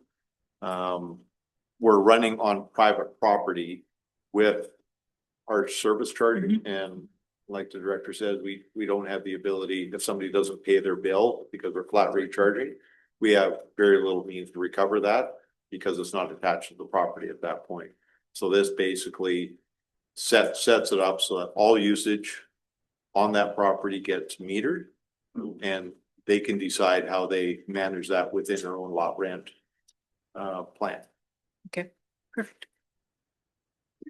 Any other questions? Oh, Councilor Egan. CEO, I'm just wondering if you've approached any of the mobile home parks owners to find out their feedback on this?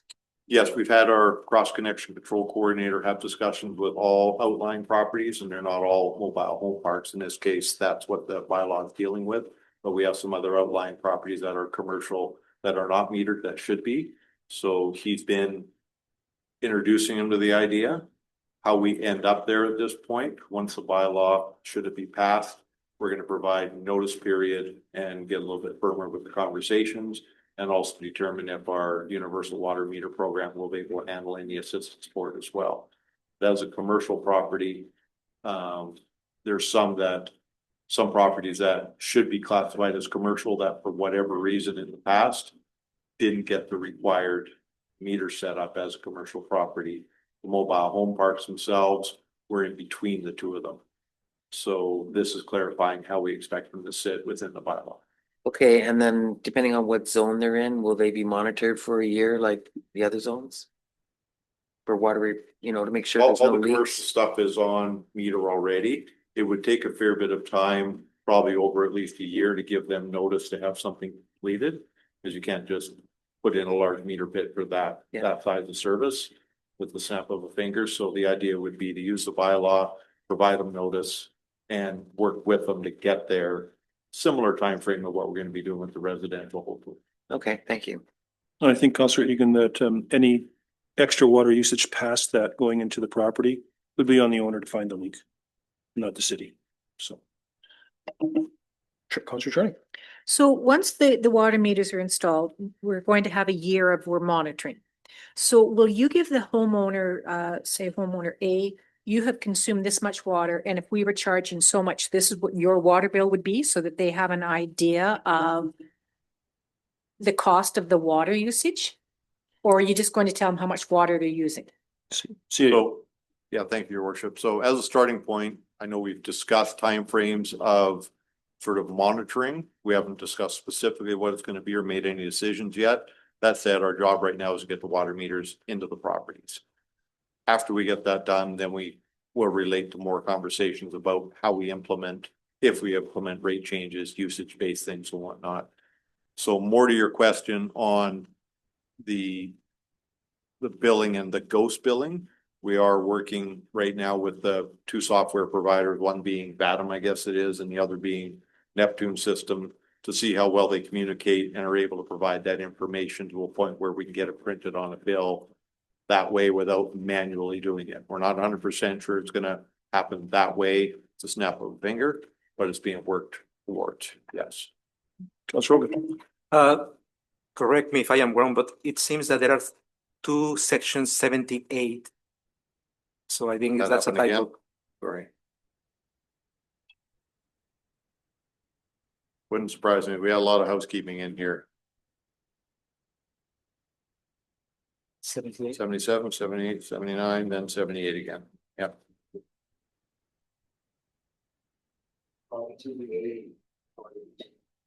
Still have to amend it. Yeah. Is it the same thing repeated or is it something completely different? Different, so then we can move that to 80. Yeah, it looks like it's just supposed to be 80 and then it goes to 81 after that. Okay. Yeah. So right now we have the recommendation that the City of Merritt Waterworks bylaw number 2412-2025. What's that? My apologies for interrupting here. Is it in the red line version or is it in the actual bylaw Is it the that is being revised one? presented?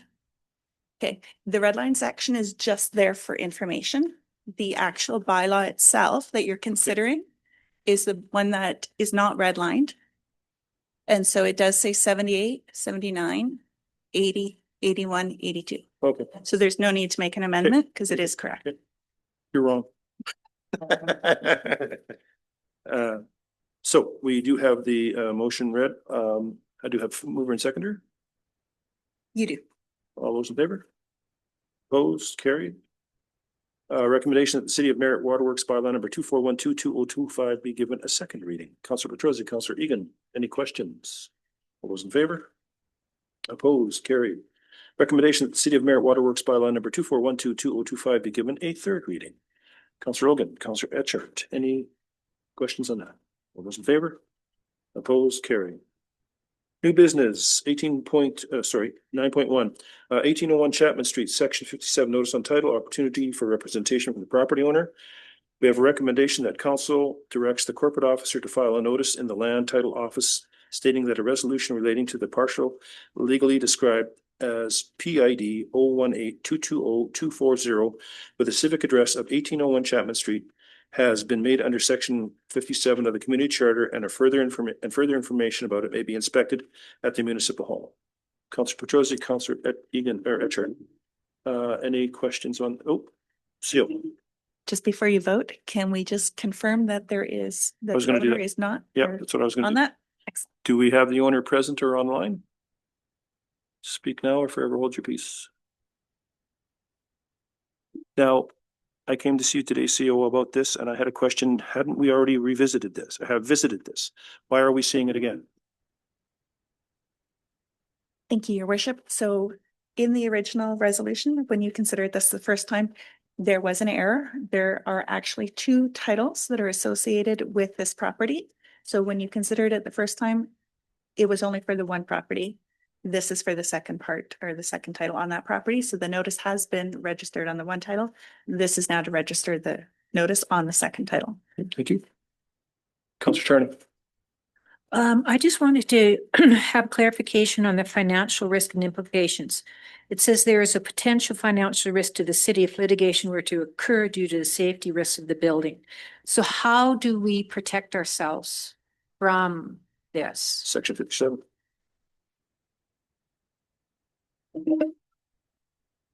Thank you, Your Worship. Really comes down to starting a process and working through what we have in the way of tools. This is sort of our first step. There's always going to be risk associated with not physically stopping a situation, but then again, it's virtually impossible to do that without probably taking on many other risks. So following the process, starting with the section 57 and working through whatever process we have to get them into compliance is the best defense that we have at this point. So just to touch on that, Councillor Charney, being on TNRD, we probably issue 10 of these every TNRD. And the reason that it's done in TNRD is to protect the TNRD and staff in case this person decides to move ahead, someone gets injured. You've at least done your due diligence. Perfect. Just want to know. Yep. Protecting ourselves. Your light's still on there. Any other questions on this? All those in favor? Opposed? Carried. Thank you very much. 9.2 Fairley Park Spirit Square and Colchana Avenue Concept Design and Strategy Engagement Summary, presented by Modus. Are they present? Are they actually here? So we're just going with the information we were given?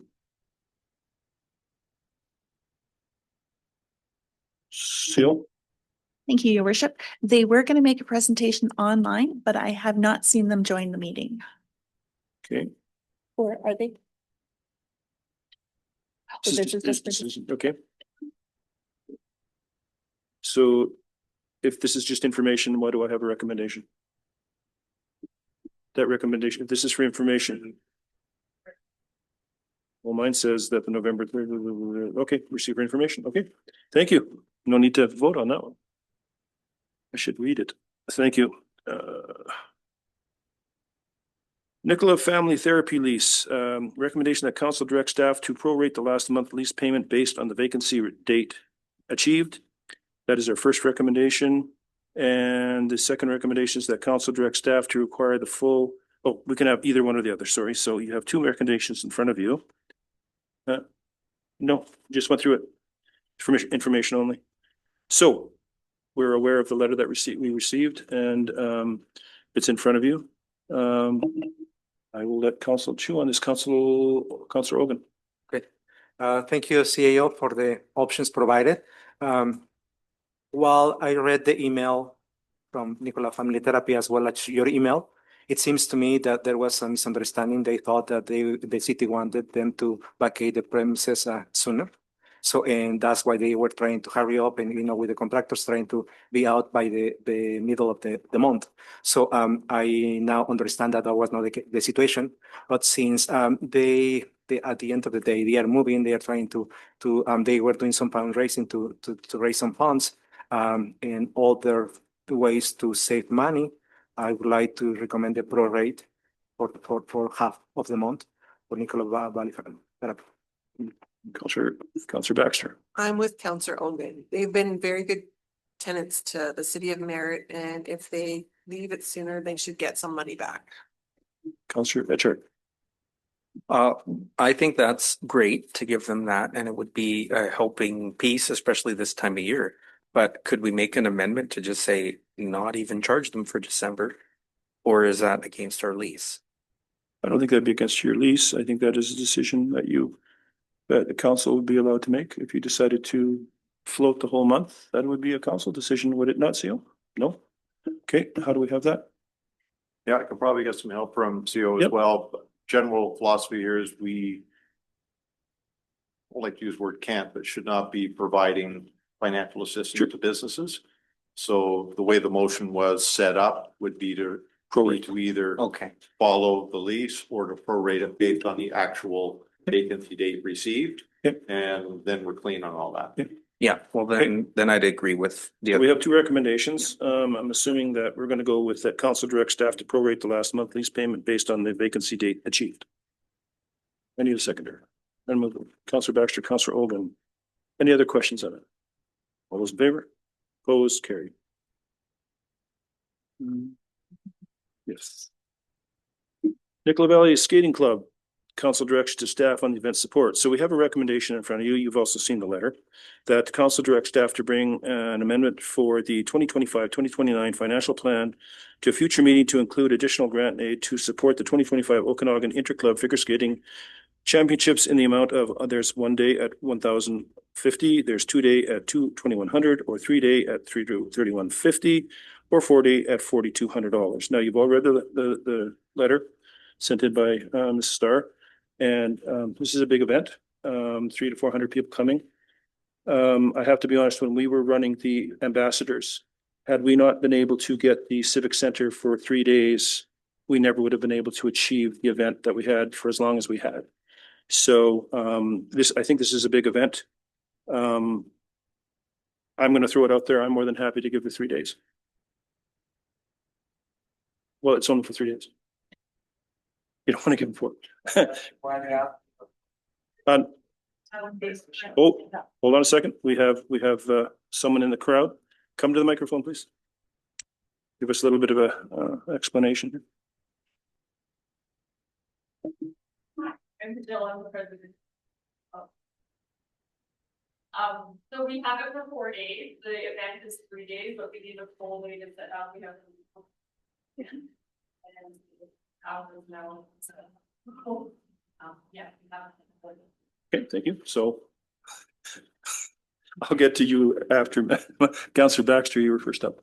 I think we should give it to for 4 days. It's bringing 400 people to our community, which are filling up our hotels. They're eating here, they're buying here, they're supporting local businesses and making Instagram, Snapchats. So that way it's promoting our city. So I think if we give them the 4 days, I think it's going to be beneficial for all. Councillor Charney. You obviously charge a registration fee for each participant. How much do you bring in for registration? Just leave your mic on. Jill. So that is the Okanagan region does all of the registration for us. So this is a really big event. There's only 2 regional competitions in the whole Okanagan, and we were lucky enough to be granted this one. So the region does all of the registration for us. So when they come to our event on Thursday night, they will show up with a check. We don't know how much that is, but from that check, we pay the arena expenses, we pay the hotel fees for all the judges, we pay the food, we pay the awards.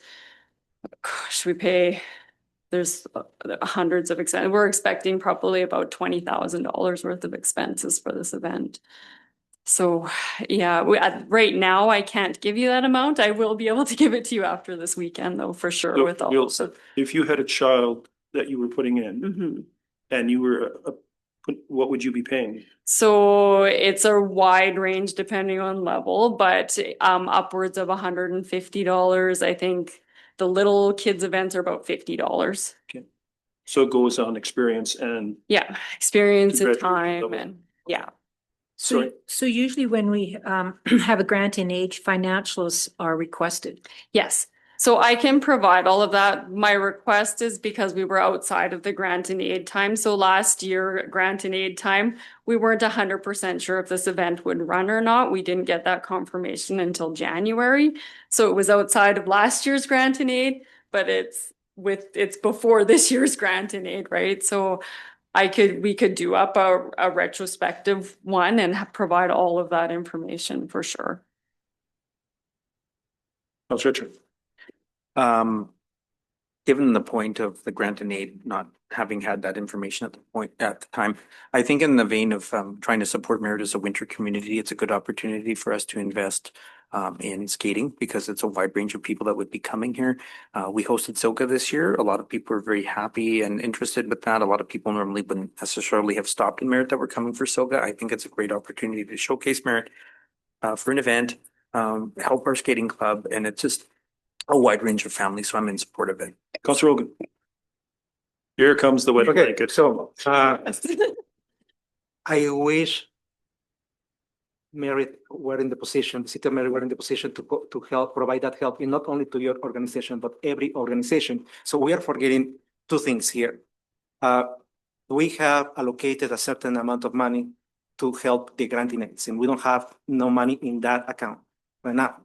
So second, if we were dealing with a granting aid application, we would be reviewing the application itself, if they receive any assistance in the past, as well as financials, which we do not have. If you recall, many of these applications, they never receive the 2 days or 3 days. The max they got 1 day. So based on this information, and again, trying to help, I would be happy and to go, the max I can offer that would be 1 day rent. Okay, thank you. Thank you. Councillor Egan. I kind of tend to agree with you. My question would have been to you, Jill, is we've already had this next year's grant and aids already done, which we approved not too long ago.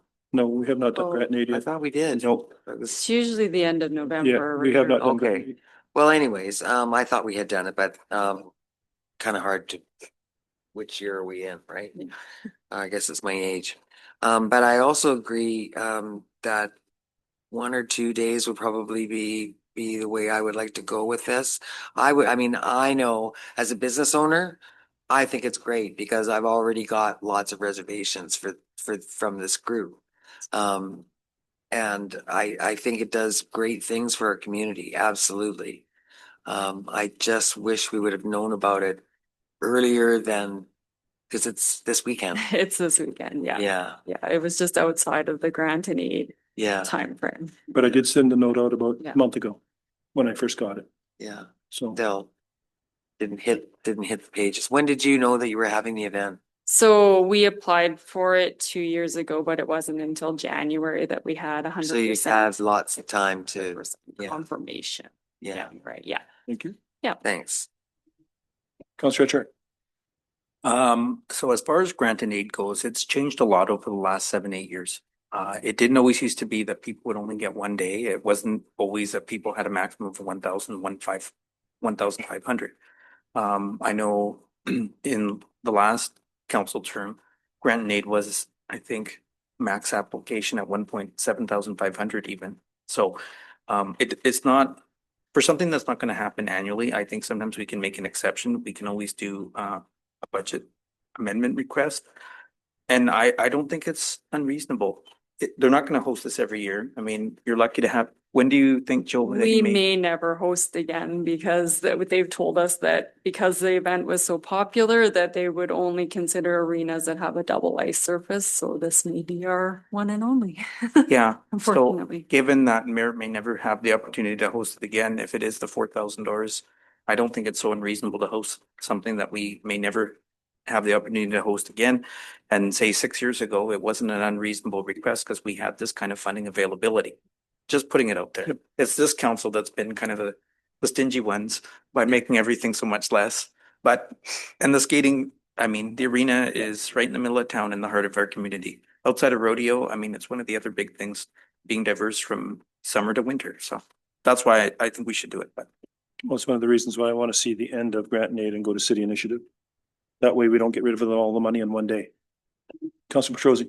I am in agreement with Councillor Olgun, but to go 2 days, I would say 2 days. We have a bidding auction going. So, okay. Sorry, Nope. but I also want to point out that we have in the past given grant and aid or In kind. they've become a line item like rodeo, centennials, who else? Arts Council. Yes, Arts Council, those kinds of things. And this is a really big deal for our community. But the ones we're talking about are reoccurring. This is not. I know, but still, it's a big deal. Oh, I'm not saying it's not. Were you going to push that actually, Councillor Baxter, or are you just jagging me here? There we go. Councillor Baxter. I think as it's gonna make our community shine. I think Jill and the skaters, I've seen how they post and how they promote things and how they make this community a better place. I think if we give them the opportunity, we would get this back tenfold, getting the recognition Merritt needs, especially if we're never gonna have it again because we don't have a big enough ice surface. I think this is an opportunity for us to really allow younger skaters and people in our community to be like, we're proud of our community. We want to support our community. We want to promote our community. Thank you. Councillor Turner. I agree. It's a big deal, but I think we have to be a little more consistent in what we've been doing. Going back to what Councillor Olgun said, we did give 1 day granting aid to different groups that are also bringing in a lot of money to the community, and a lot of community people are involved in it. So I think we have to become a little more consistent with what we're doing.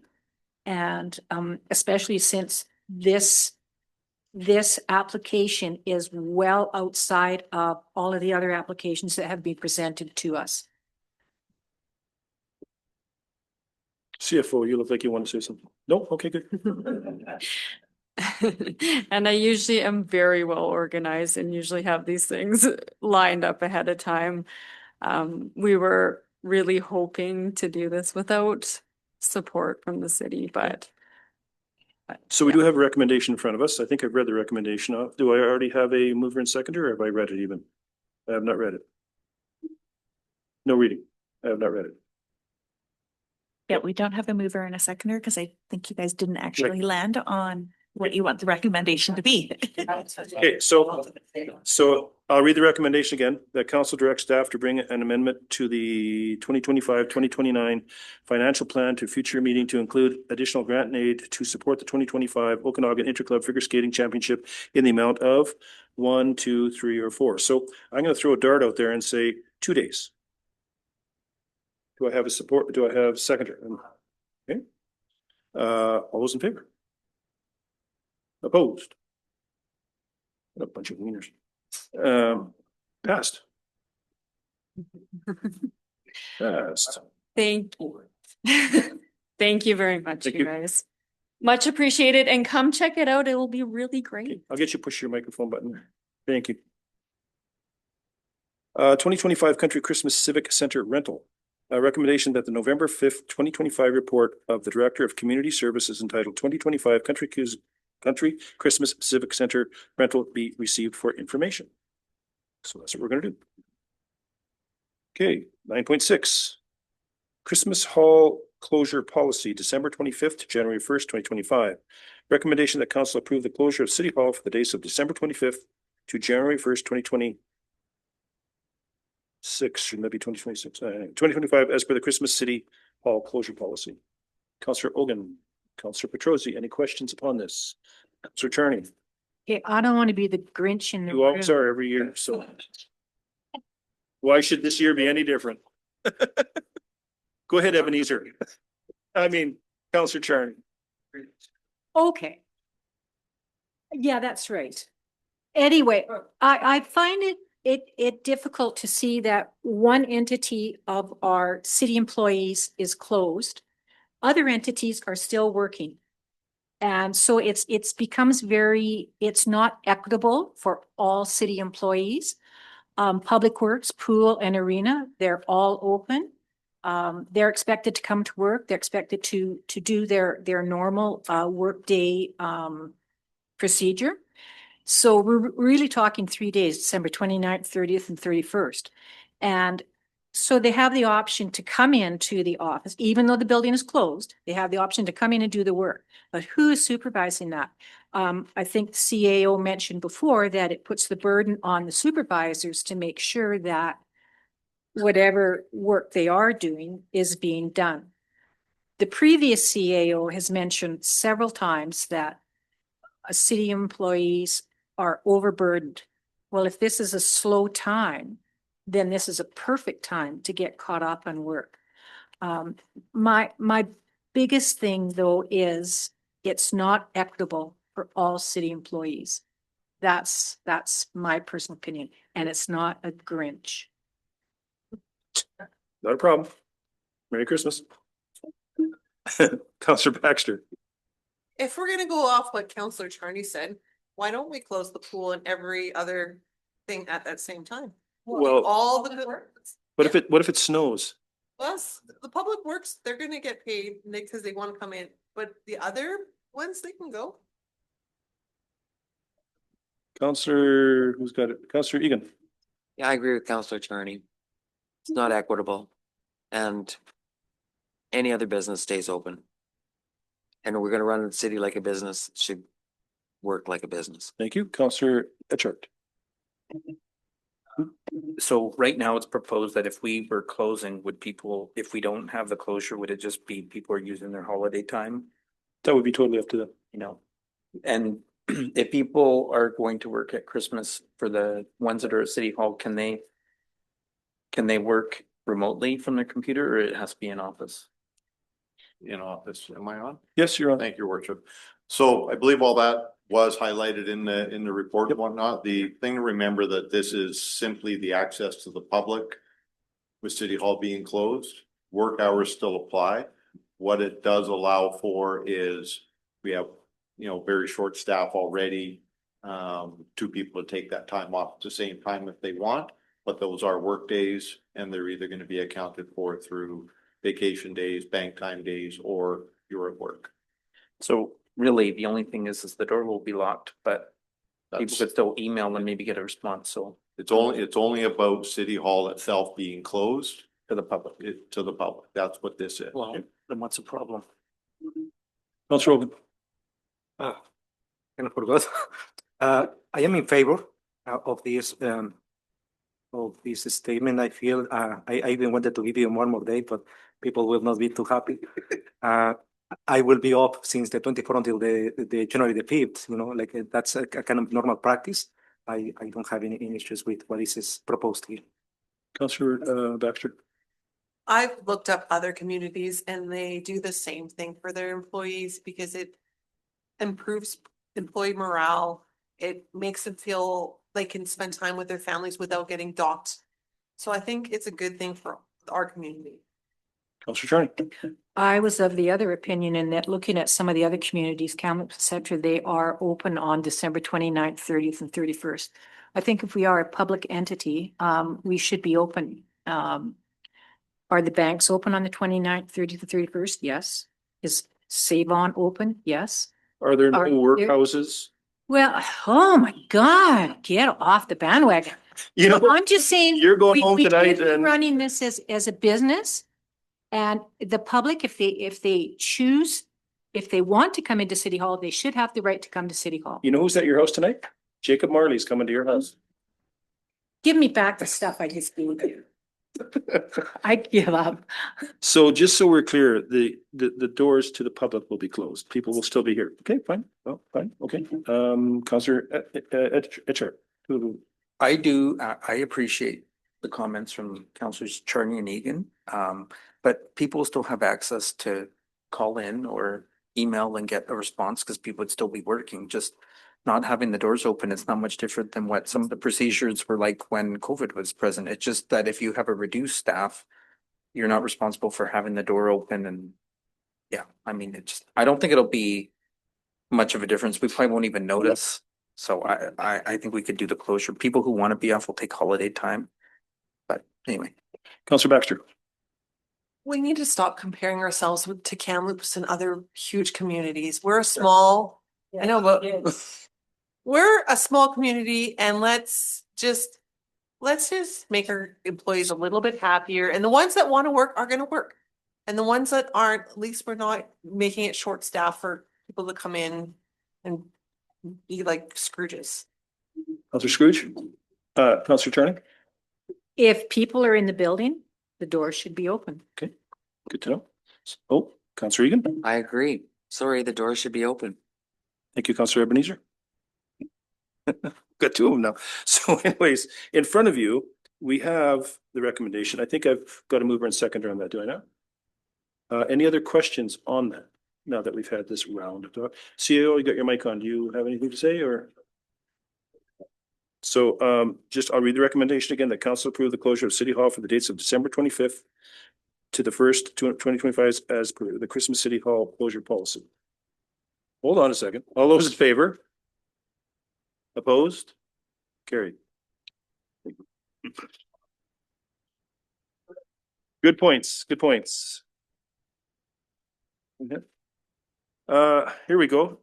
Carrying on the theme. Buckle up, fans, because here's another one.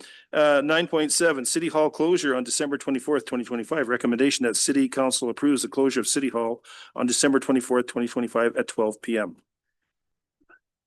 Councillor Olgan, Councillor Baxter, any questions on this?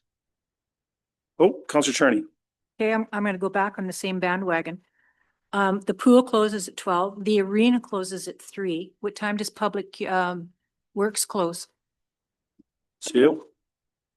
Yeah, thank you, Your Worship. We would make it the same unless there's an emergency going on and people can't get away. That's typically what's happened. The idea is this would be your gift to all of the staff to give them that afternoon to go home.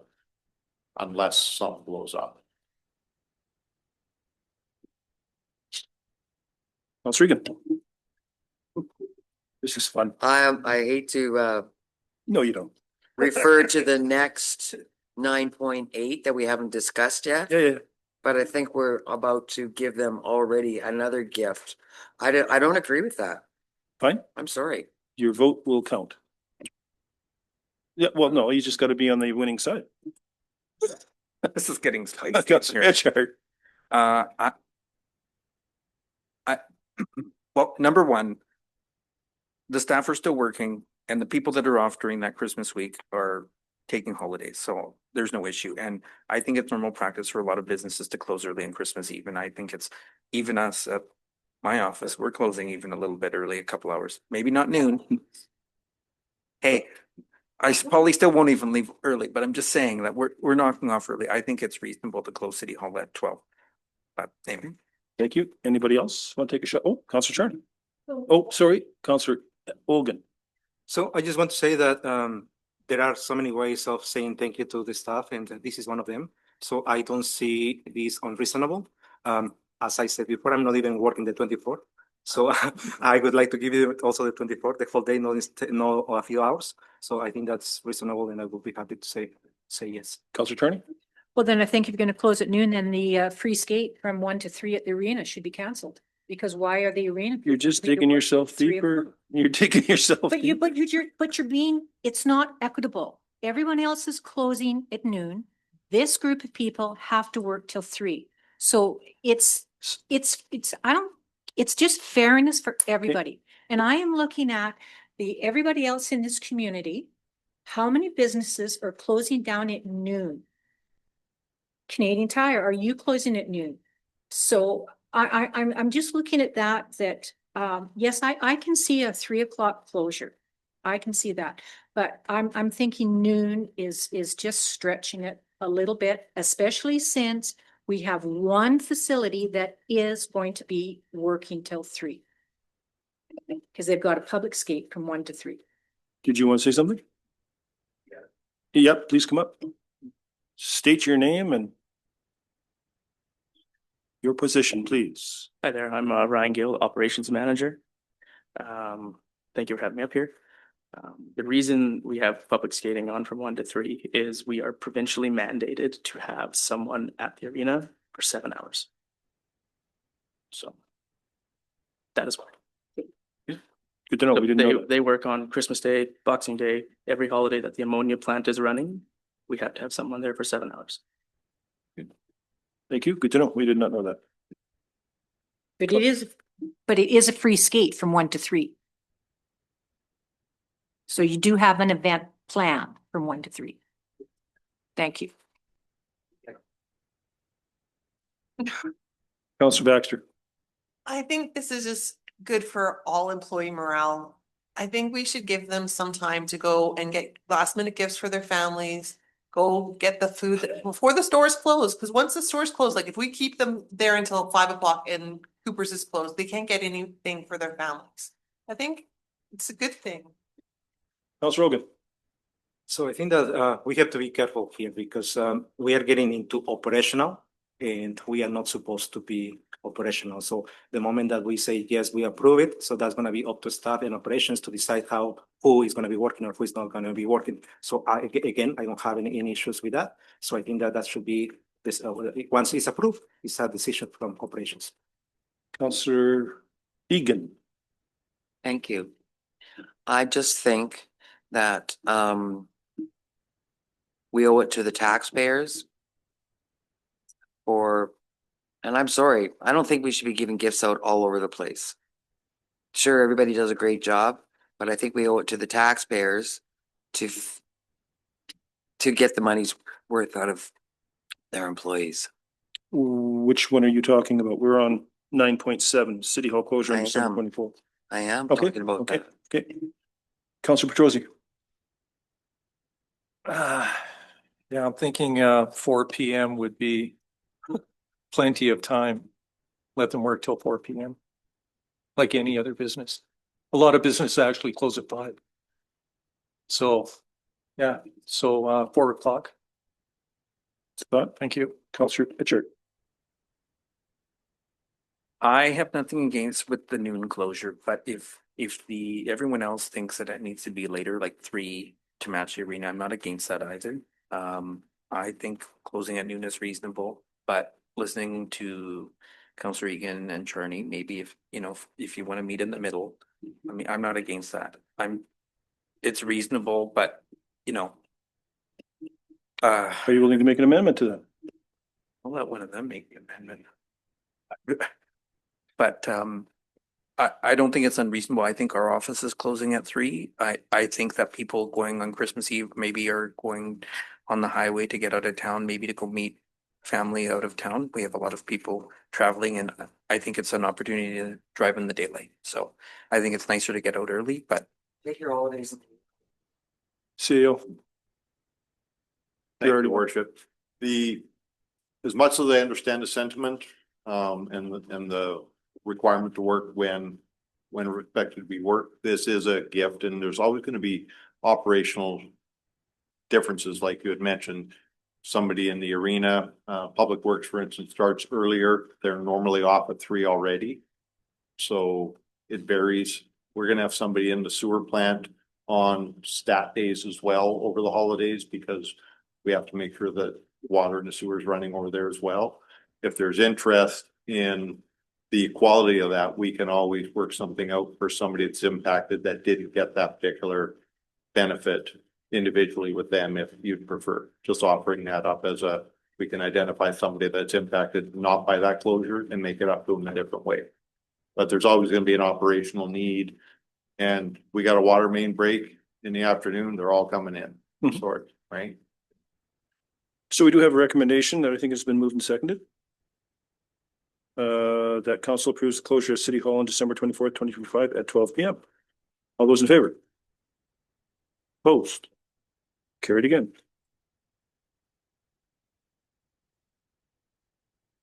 Headshart, myself, Baxter, Hogan. 9.8. Staff Appreciation Dinner Door Prize Sponsorship. Recommendation that council direct administration to provide 4 door prize vouchers, each for 1 paid regular day off in the door prize draws for the Staff Appreciation Dinner, and the draw that will be inclusive of all active staff, and that the winning names are removed from the draw tickets to ensure only 1 prize per person. So I brought this to the past CAO and the current CAO. And the reason I bring this is because of the situation that happened in Richmond, where prizes were totaling hundreds of thousands and food was brought in. I think there's a real good eye on everything as far as what is given out to staff at these Christmas parties. Last year, after the Christmas party, I received a lot of emails on how rich our prizes and everything were. Now, there was a fund that was set up for that previously, and we were able to defend it that way, but that fund no longer exists. So these are basically the only things that would be handed out at the Christmas dinner. There wouldn't be gift cards or anything else like that. That would be, this is it. Because there is a lot of people watching what we do with that. So rather than having $5,000 in gift cards and all the rest of that kind of stuff, this was an idea that this would, what we would be putting out to the staff at the Christmas party. CAO? Yeah, begging your pardon, Your Honor. I do believe that what I understand is that there is still somewhat of a staff fund applying. I wasn't sure. Some gifts, but that was staff funded through, what do they call it? Pardon me? The golf tournament. Golf tournament tickets that, 50-50 tickets and stuff like that. As long as we make that. So there is some of that. This is, to use the same term, this would be your gift to that particular event is the way it's laid out.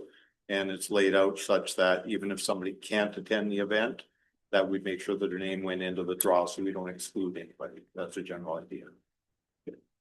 And one of the reasons that this was also brought up is because last year we had the situation, I think, where we handed out 2 days off or 3 days off. It was on somebody's underneath the chair.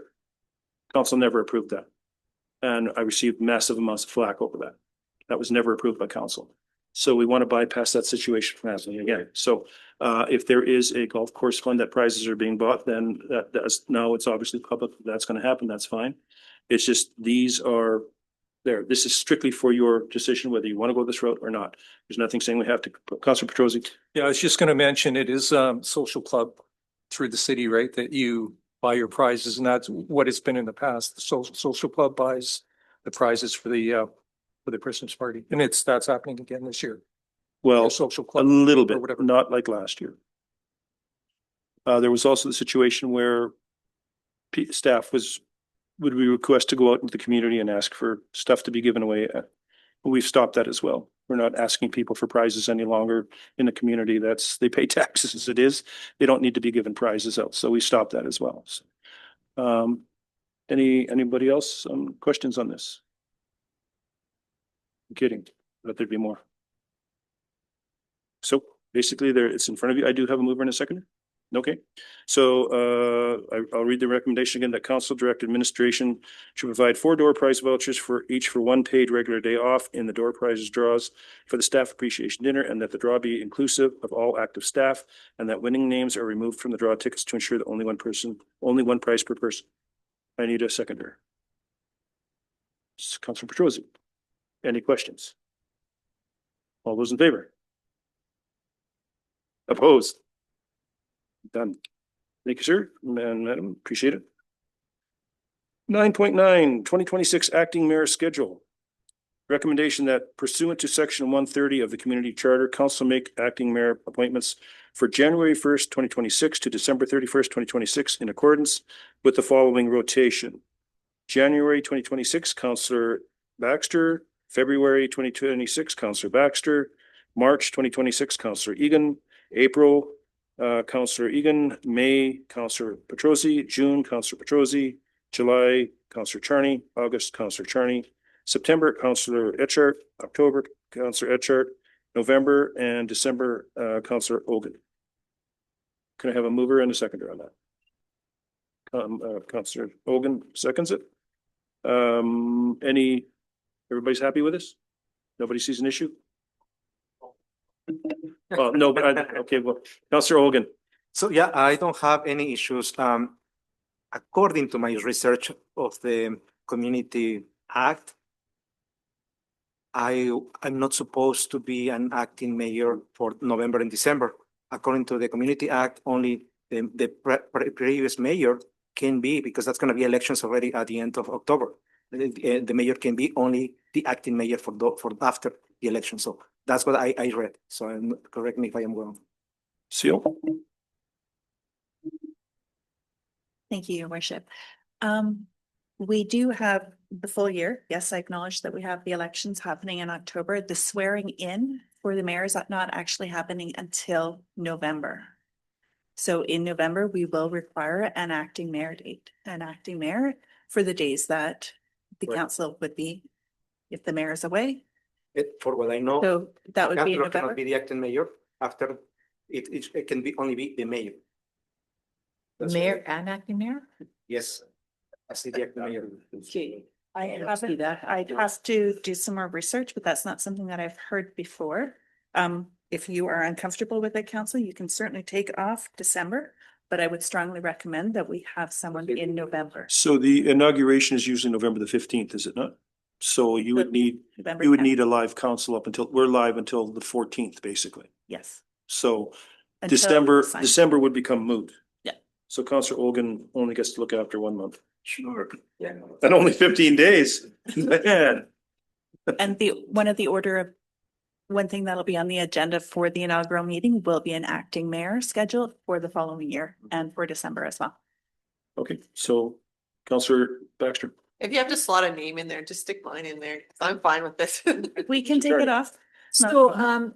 if for some reason we couldn't cover a certain portion of our month, can we ask another counselor to switch with us?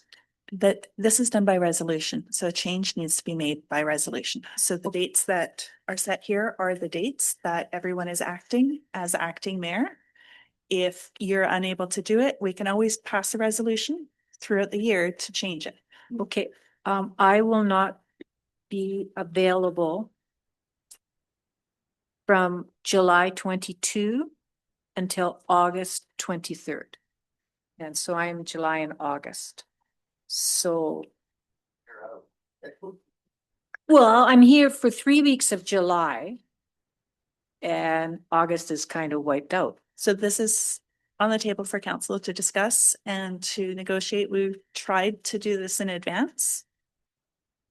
So, but we will leave this up to you guys to decide if we should be acting mayor when. I can pretty much guarantee you that July and August, I'm not going anywhere.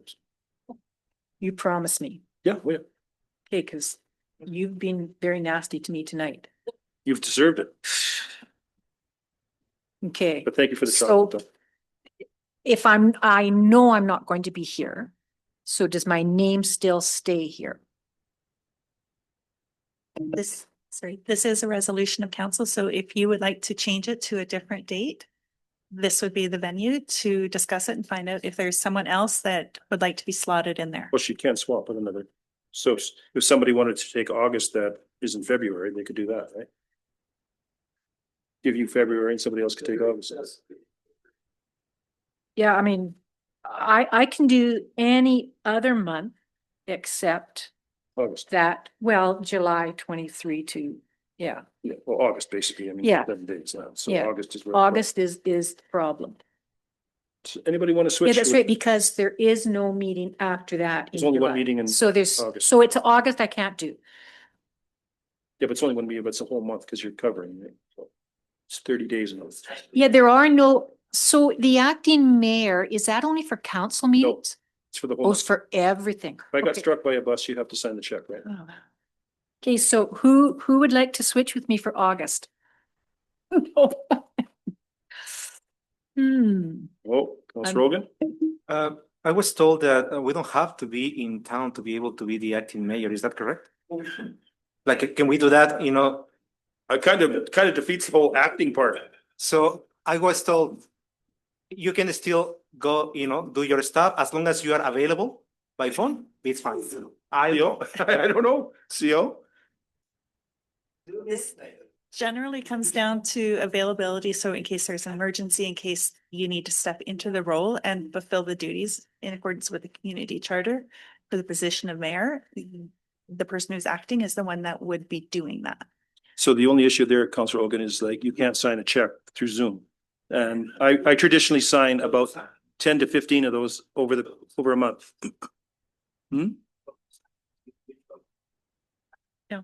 Yeah, but if you're not here, I'm not sure DocuSign. Okay. So, and also too, like, let's say we talk about August and July, in case we have a wildfire and all of a sudden the EOC isn't active. So then the acting mayor and, has to be around for that kind of stuff. So, I think it has to be a live body. But I can pretty much guarantee you I'm not going anywhere, Councilor Charney, in those months. So, you're pretty safe. I think you're fine. And you know what? If you're not, and I'm not, somebody will step in.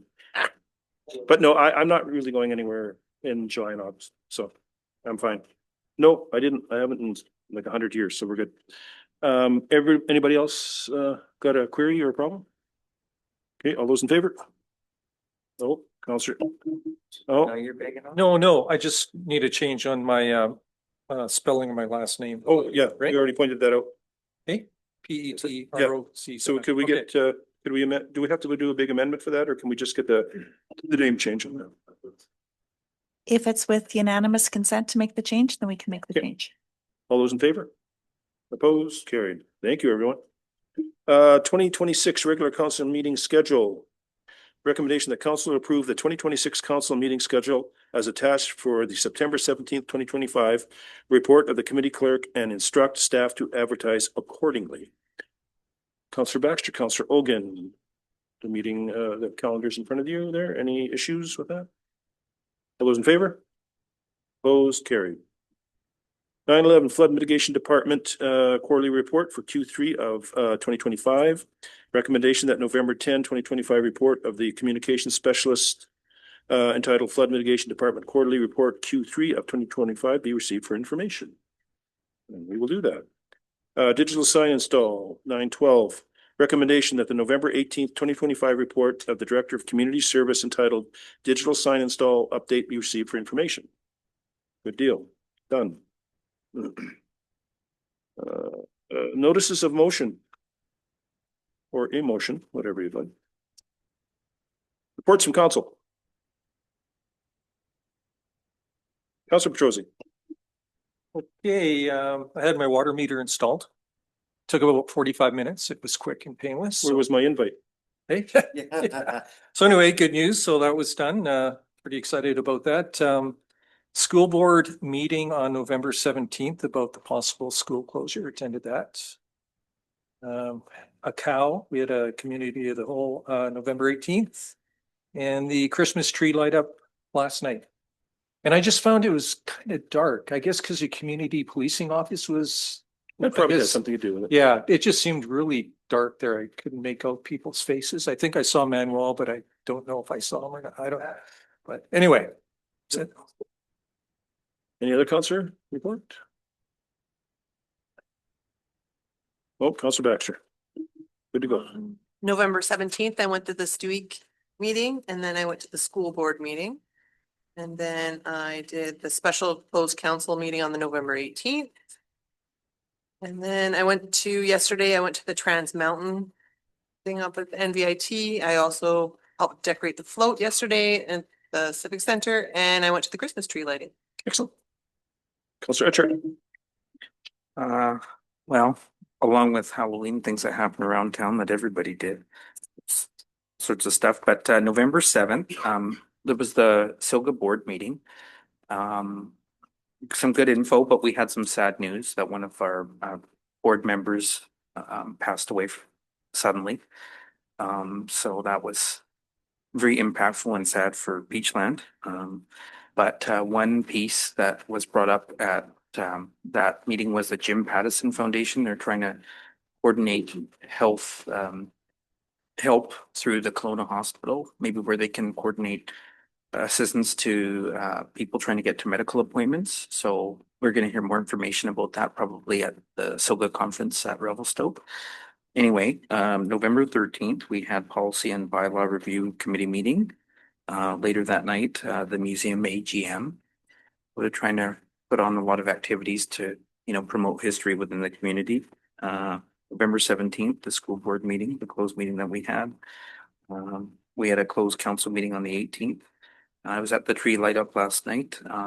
Went to the Trans Mountain presentation, so that was good information to have, and here we are. Oops, me. October 31st, the CAO and I attended a coin lunch cooked by Chief Tompkinson. And what a coin lunch is you remember when we were sworn in, you all got those little fire coins. So if you happen to see a fire department member and you ask to see their coin, if they can't produce it 3 times, then they owe you a lunch. So I caught the chief 3 times. And unfortunately, the chief made a mistake of telling me that he carries it in a certain boot. So I waited till he changed shoes. And every time he changed shoes, I got him. So he made us a very nice lunch and almost set the place on fire. He overcooked his apple dump there. So that was fun. That was kind of neat to have that happen. So it was nice to have that camaraderie where CIO and I and all of the fire department staff and the chief cooked, and he cooked very well. So I have to give him kudos for that. November 1st, I attended the home show, the first one in 11 years. It was really nice to see. I think it went over really well. On the 4th, RCMP and myself met and went over some stuff. And that's where you see the deal you have in your package tonight.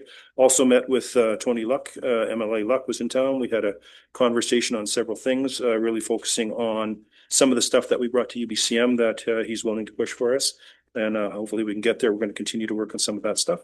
On the 5th, I had TNRD, and on the 6th, I had Thompson Nicola Health District. I met with a group that has formed on the 10th called the Taxpayers Association. And basically what this is a group of people who are they're concerned about their taxes, but they also want to help the community grow in a certain way. So we had a meeting with that, and we're going to schedule another one in January, and more council will be invited to that one. I just wanted to see where they were before we made any kind of commitments. It wasn't a bash session at all. It was what they see in the community. Some of them are business leaders. Some of them are just people that have been here a long time. So they felt that they needed to start this group. So I will give you the dates on the next one is, and we can all attend it. On the 11th was Remembrance Day, and it was really well done again as usual. On the 12th, the CAO and I met with the HCTV Hometown Takeover crew to talk about Merit's TNV application for that TV show. If you haven't seen it, look it up. It's kind of interesting. So I believe we're now one of 20 communities that are in the running. So it's pretty interesting. The 13th was the NVIT open house. And then we had policy committee. The 17th, the CAO and I toured a prospective investor in the community to restart up a certain business, and that went over well, and we're continuing to work with them. We had a meeting with SPAM, and I think that was very productive. And then we had the school district meeting. I also got a letter back from the Minister of Infrastructure letting me know that the province does not have any skin in the game as far as the school closure goes. This is a local school district decision. The province has the only time they would be involved is if the school district decide to sell the land. We had the closed meeting on the 18th. I went to Nicola Meadows on the 19th. I meet once a month with the older folks in there. We had a really great meeting this time. Lots of really good questions. On the 20th, I was at TNRD again. We kind of start to jack them up this time of year. On the 24th, yesterday, we met with the documentary film crew. One of the ladies that is actually with the Thompson Nicola Film Commission. She's working on a documentary about the flood mitigation and everything else. I think this is her second visit here. Then went to the tree light up and the Trans Mountain Open House. And then I met today with the Community Futures Nicola Valley Manager, our monthly meeting where we kind of compare notes on what's happening, where we're trying to go, what they're trying to implement. They are thinking of sending me a letter. They would like to see council representative on CFNV again. They think it's missing, so we'll see what that looks like. Gas Buddy, Penticton, as Councillor Petrosi will all know because he sent us a picture earlier. 128.9 low, 132.9 is the highest. Kitimat, 137.9 is the low, 140.9 is the high. Chase, 135.9 is the low, 136.9 is the highest. Trail, 140.9 is the low, 153.9 is the high. Merritt, 140.9 is the low, 142.9 is the high. So Penticton is your winner today on the old Gas Buddy situation. And Councillor Egan. Oh, thank you. On the 4th, I attended the ATS traffic webinar, and it was about how they program certain units at the station to, or in a box in dark areas of a community where, you know, if there's an accident or something, or if there's an electrical storm and the power goes out, it's a generator of sorts. And I thought it was really interesting. Did I forward that to you? Because yeah, it's very, very interesting. On the 12th, I was at the Zoom for the closed meeting, the HTTC, and the 17th, I went to the school board meeting. On the 18th, there was a closed CAL meeting. Pardon me, on the 13th, we had policy review. And then yesterday went to the Trans Mountain review up at NBIT. The 11th, I was at Remembrance Day and then went to the Legion afterwards. And also on the 24th, I went to the Christmas tree light up, which I thought was very well attended. And tomorrow, I'm going to the Love to Dance at noon because it's just too much fun. I wouldn't miss it. Yeah. Councillor Hogan. So November 4th and 5th, I attended the Southern Interior Regional Economic Summit in Samonaram. This event focused on food hubs, international strategies, and some housing alternatives. On November 11th, Remembrance Day. November 17th, school board meeting. November 18th, the CAL meeting. And yesterday, the 24th, that was the Christmas light up parade, and it was that. Councillor Baxter, you attended these Remembrance Day ceremonies out at the reserve, did you not? Thank you for representing us there. I appreciate that. Apparently you had to jump in and help them organize it a little bit. So thank you very much. Appreciate that. Anyone else? Excellent. CAO report, which is in front of you. Anything you want to touch on with CAO on this? Very informative report. I appreciate these coming in. I actually now put these in a binder so I can refer to them if I have to. So I really appreciate these reports. Anybody have a question for the CAO on anything you read in that report? Oh, thank you very much. Keep up the good work on that. We appreciate it. Now we have a communications report there as well. Any questions on the communications report? Our council resolutions, always nice to see what we're doing, and the RCMP monthly update. And then for information items, we have 1, 2, 3, 4, 5. Anybody interested in anything there that you'd like to bring up? Councillor Hogan. Regarding the swimming club, would that be possible and practical for staff to present some options here? So I just want to, I would like to address this letter, and I have to have some feedback from staff so that we can make the best decision for this group. Councillor Richard. Well, that's actually the information item that I wanted to talk about because I know that last year we had gone, it was originally going to be from the 7 to the 17, and then we had negotiated down to 1350, but I thought that $11 would have been right meeting in the middle, at least for that year, and then doing gradual increases like we were talking about with the business bylaw pieces. So I too would be in support of trying to look at an option. Just they made it work by having fewer lanes for their letter, and I'm just hoping that we could look at an option for something that's gonna work so they can have all the options. Because when we get that swim club coming, I mean, we had Kamloops, we had Pentic, we had all sorts of people here. It was really a good use of the aquatic center. Anyway.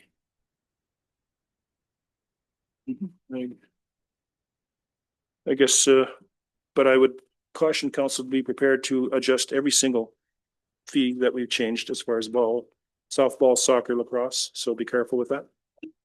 Counselor, you can, Thank you. I thought we had already discussed this item to death. yeah, we did. Yeah, so And I'm not willing to, I mean, if you guys. I'm want to not discuss it willing again, to discuss it anymore either. we can discuss it, but I mean, if you want to know what the price of anything is, go ask a person who has a kid in minor hockey.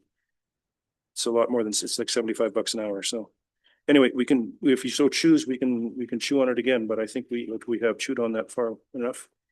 But I think we can see what we want to do. Somebody want to make a motion on this or what? Sure, let's hear it. Okay. So we'll just go back to notices of motion. So can you get that into? No. No, this is, No, I thought we had changed the fees and charges on the lane fees quite a while ago to reflect their request. $13.50. What they want. Yeah, they want 11. Yes, but then I thought we didn't go with that. We went with the $13.50. Yes, And that was in the fees and charges bylaw. yes, but they want it at 11. Which is still 50%. Yeah. Yeah. It was at $17.50 at one time. No, it was going to be. It was going to go to $17.50 and we, yes.